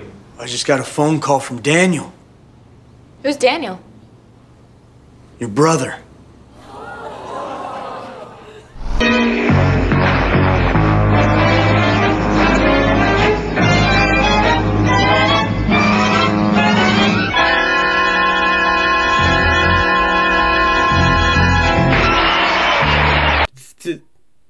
There's a fourth sibling. We have another brother? I never told anyone, but I actually created 4 bionic superhumans. Another brother, huh? Would it kill you to throw some lip gloss and long hair into one of your test tubes? I was expecting the episode to go on, and then we get a reveal that, oh no, Daniel's not his son at all. But no, nothing like that happens. Daniel really is the 4th biological Davenport sibling, and they didn't tell us about him until now. I had to keep it a secret so Daniel would be safe. He was just a baby the day you stole these guys from me. Rescued. Stole. Rescued. Stole! Rescued! Okay, we get it. You're both terrible people. Get to the point. After Donnie ratted me out, I knew I'd be living on the run, so I found Daniel a nice family that was looking to adopt. That way he could have a safe, normal life away from all my chaos. Well, how old is he? 13. He found some old records that listed me as his biological father, and then he found my phone number, and here we are. We have 2-hour-long specials left, and that's it. And even if you look at the production order, there was only 2 specials and 2 episodes left. And that's when they decided to bust out a 4th bionic sibling named Daniel. This close to the end. I would have hated this. It's such a good thing I stopped watching the show before this. Otherwise, I guarantee that this would have completely tainted my memory of the series. Adam, Bree, Chase, and Daniel. What is with you naming your kids in alphabetical order? I never once noticed that their names are in alphabetical order. Wow. Daniel learns that he has bionic abilities that his father hid from him. The ability to absorb anyone else's power, but only temporarily, which is useful. After Daniel accidentally ruptures the Hydro Loop's fuel tank, he has to absorb his siblings' powers to stop it. Unless he doesn't find out about it. So we're gonna lie? Sounds good. Works for me. It's kind of what we do. And that's the episode. Either Disney executives arbitrarily forced the creative team to introduce a 4th bionic sibling, or the writers decided that they wanted Douglas to become a good father, and rather than reuniting him with the son he previously had and abused and giving him a redemption arc, they just threw in a 4th sibling. And that is that. Now, we're at the penultimate 2-parter of the series, Space Colony. Colonized a planet? The planet is called Lithios, and this high-tech dome mimics the Earth's environment. Welcome to Davenportia.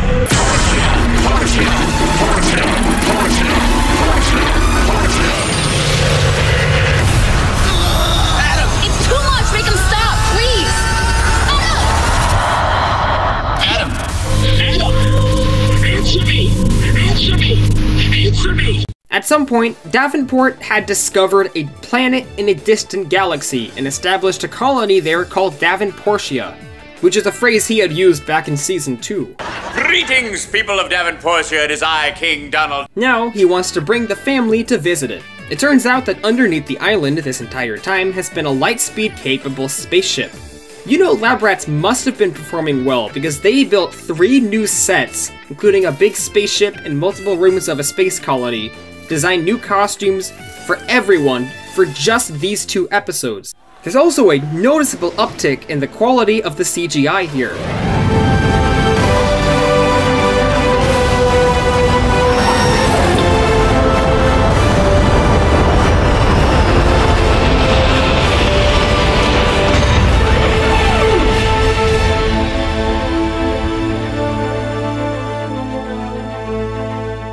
You should rename it Tasha Donia. Oh, honey. You know I love me more than I love you. Without that dome, there'd be no oxygen, and all the colonists would die. Donald, that sounds dangerous. It is. That's why I didn't tell these guinea pigs until after they signed their paperwork. Hi, how you doing? Davenport is epic. Principal Perry also snuck up here with the colonists weeks prior without being detected, because of course she did. When a satellite mysteriously goes down, the rats dispatch to investigate, but Adam's recklessness causes Chase to drift towards an unknown foreign planet, and the kids have to survive and get back to their ship. Meanwhile, the dome mysteriously gets punctured, and Leo and Davenport have to seal the hole before all the oxygen gets sucked out. When everyone reunites, they discover that all of the colonists, including Tasha, have mysteriously disappeared. The source of the disappearances and anomalies finally makes himself known.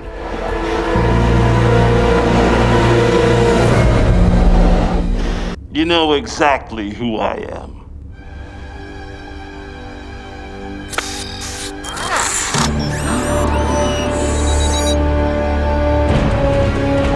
Crane.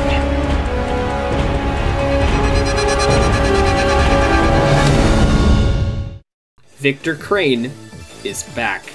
In part 2, Crane reveals that after being blasted up into the sky during his last appearance, he then fell back down to Earth and landed in the lab of the crazy Dr. Gao, who repaired and upgraded Crane using liquid bionics.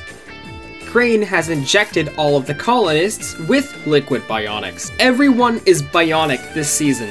The vast majority of the characters in Season 4 have bionics. I was half expecting myself to become bionic. Although they're able to fight, cure, and rescue the colonists, Davenportia is destroyed. And Crane has launched a nuclear warhead at Earth.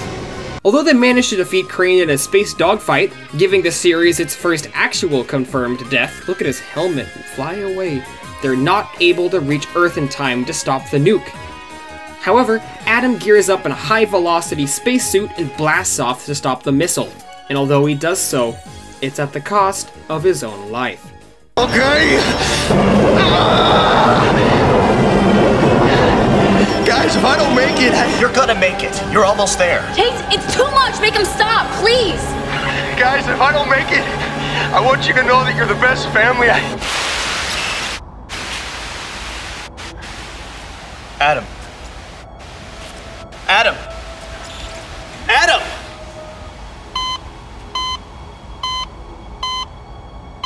Something's wrong. He's slowing down.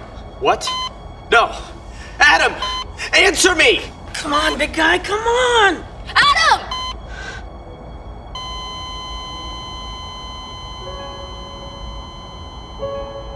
He's gone. No!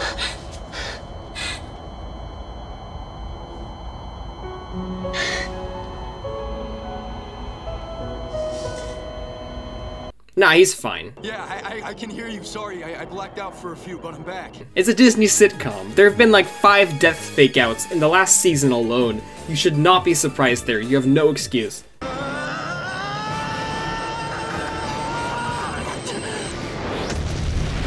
So everyone arrives back home, they're all happy, they're all good. Davenport's out billions of dollars, but he's still fine because he has countless more billions of dollars just lying around. And now I think you kind of see what I mean when I was talking about the episodes earlier. What is the storyline of the season? The series finale, which we'll talk about next, picks up with the events of Bionic Action Hero, but it doesn't connect to Bionic Rebellion at all, so I guess the main storyline of the season is just these two-parters. But they really don't feel like any natural extensions of the original Marcus, Douglas, and Crane storyline from the first 3 seasons. I'd say that pretty much wrapped up with the Bionic Rebellion. Space Colony, again, features Crane, but it really doesn't connect that much to the original storyline. Taylor returns in One of Us, and then reappears in the On the Edge 2-parter. I mean, it's not really like a storyline, though. Like, you'd have to watch One of Us to understand why Taylor's back on the island, so I don't know, it's like Bionic Rebellion is the end of the show's main storyline, and then there's 3 new storylines which follow it, but they're insanely loosely connected. So yeah, it doesn't matter. I made Keystone up. It's a concept, it's a construct of my mind, it's my brain. The finale! This is it! The final episode of Lab Rats. The Vanishing, Part 1 and 2. All the students just vanished. All the students are gone. We have to find them. Everybody suit up.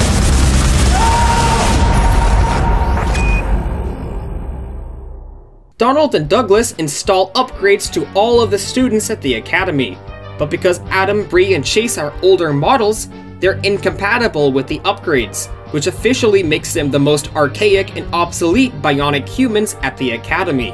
It's a blessing in disguise that they weren't upgraded, however, because all of the students with upgrades begin vanishing into thin air, including Bob and the newly enrolled Daniel. Giselle has hacked the students' bionic chips and geo-leaped them into her lair, within a chamber that blocks all bionic powers. She announces her plan to kill them all and replace them with androids. Daniel sends a video to the island requesting help, and the lab rats gear up for one last mission.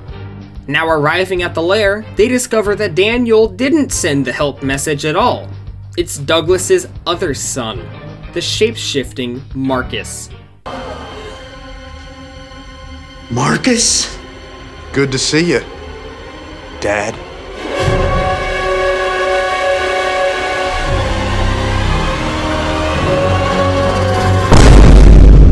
Marcus, rebuilt by Giselle piece by piece, wants revenge on Douglas for leaving him to die. Honestly, not unreasonable. Marcus defeats everyone. Donald and Douglas are strung together and tortured, while the kids are thrown into the chamber. Giselle manages to destroy all of their bionics from the inside out. However, because Leo doesn't have a bionic chip, he is still able to break them out. Leo is now the only character in this room with bionic abilities. The final battle commences. Giselle deploys a laser whip, and then immediately murders herself. Seriously, the whip didn't even scratch her. No! Oh, no, there it is. Guys, you're okay. Ooh, but she is not. I'm surprised they did that on Disney XD, but this is their last episode. They can go out swinging.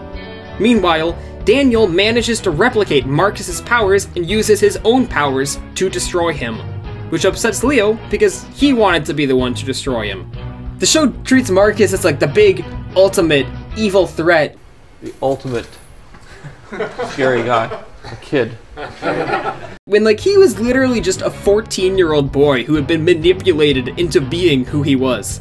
Kids are just an extension of their parents, let's be real. It is 100% Douglas's fault that Marcus wound up the way he is. But the show just expects us to be like, yeah, Douglas, he defeated his son who he abused. I'm proud of you, Douglas. You're gonna be a great dad. No. Thanks, Donnie.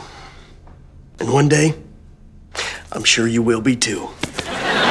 Having won the day once and for all, Davenport takes the team back to the original lab, and for the last 9 minutes of the episode, they simply reminisce on their adventures and memories. This lab is where it all started, Daniel. Well, technically it all started in a different lab, but your dad blew that one up. I was going through a phase! This set has not been used in 28 episodes, so I'm shocked they left it standing for over a year while they filmed this, but I'm glad they did. It was great to end it here. The Davenport brothers are able to restore everyone's bionics. Good news, guys. We can fix your bionics. Really?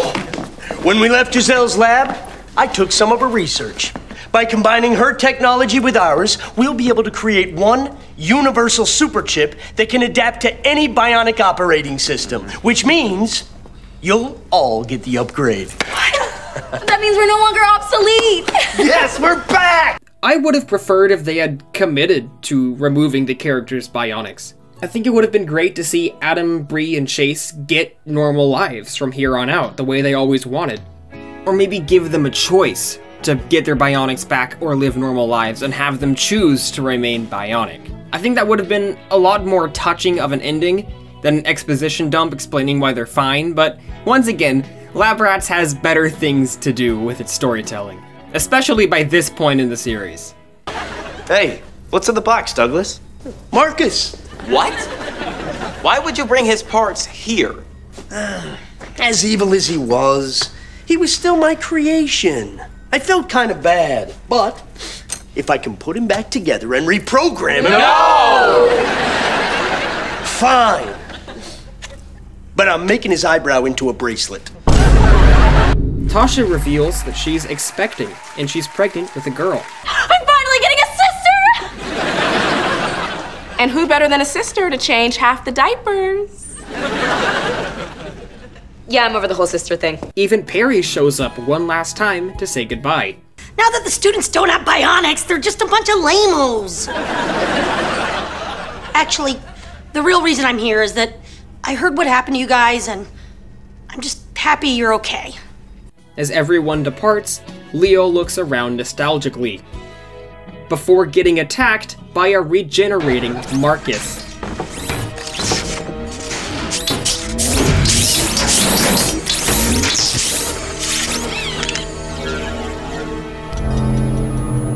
How the...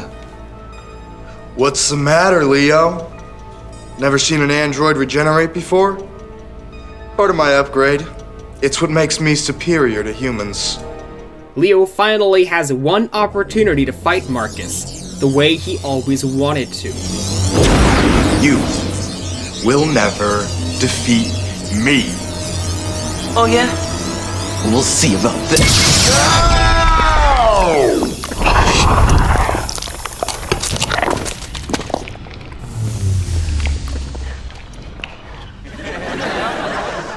Again. That's like abusing your dog as a puppy and then blaming the breed when it turns out to be aggressive. And then having a laugh track play as you kill the dog that you abused as a puppy. And by the show's end, these are the survivors. That's all.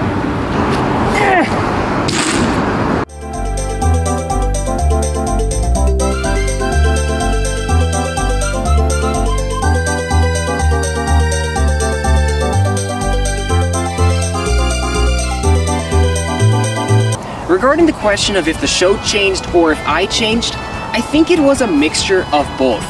I was getting older, and the things that seemed cool and realistic at the age of 12 really didn't by the time I was 14. By the time I was older, I was like, that CG looks so bad, but it didn't really look great, you know, in the first place. But also, I think that the show had just kind of run the course of its natural premise. The fourth season on the island was very radically different from everything in the first three, and it didn't really feel like the same show or a natural extension of the series. We're then treated to a somewhat awkward and very bittersweet final scene of the whole show. Yeah, about that. Since the students all have the upgrade, there's no need to train them anymore. They're all at the expert level, so it's time to start breaking everybody up into teams. Actually, Chase, I'm breaking you guys up. What? You just break us up. I don't have a choice. I need 2 of you to go to the academy and oversee this transition, and I need 2 of you to stay here and work on a new project. I'll stay at the academy. Me too. Okay, grab your gear. Get going. We'll always be a team. Yeah. You ready for your new adventure?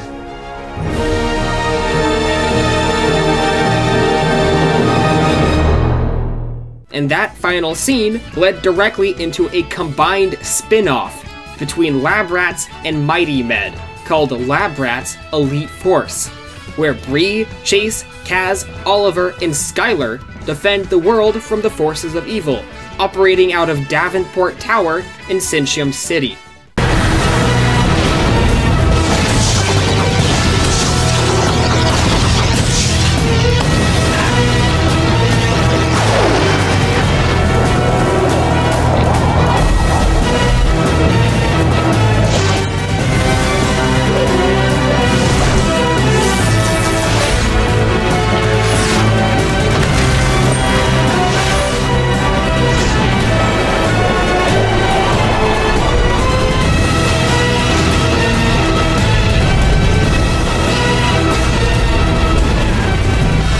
Apparently, Davenport, Douglas, Bob, Perry, and Tasha continue appearing, Tasha now being the mother to a daughter. It launched in March 2016 and ended in October. It was not renewed, ending the story of Lab Rats in, I have to assume, a very anticlimactic manner.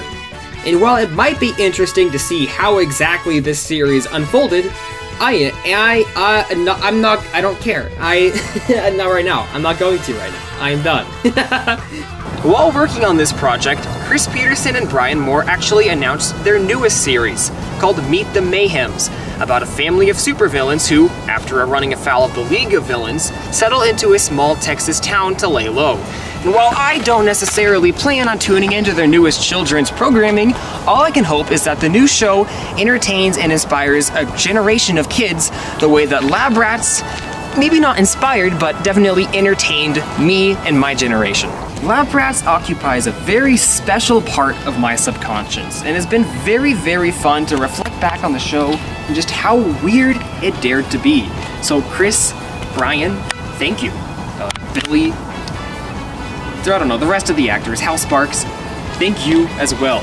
Because while bionic action heroes and superheroes don't really exist, people like you who entertain kids for a living, you're close-ish, I guess, you know.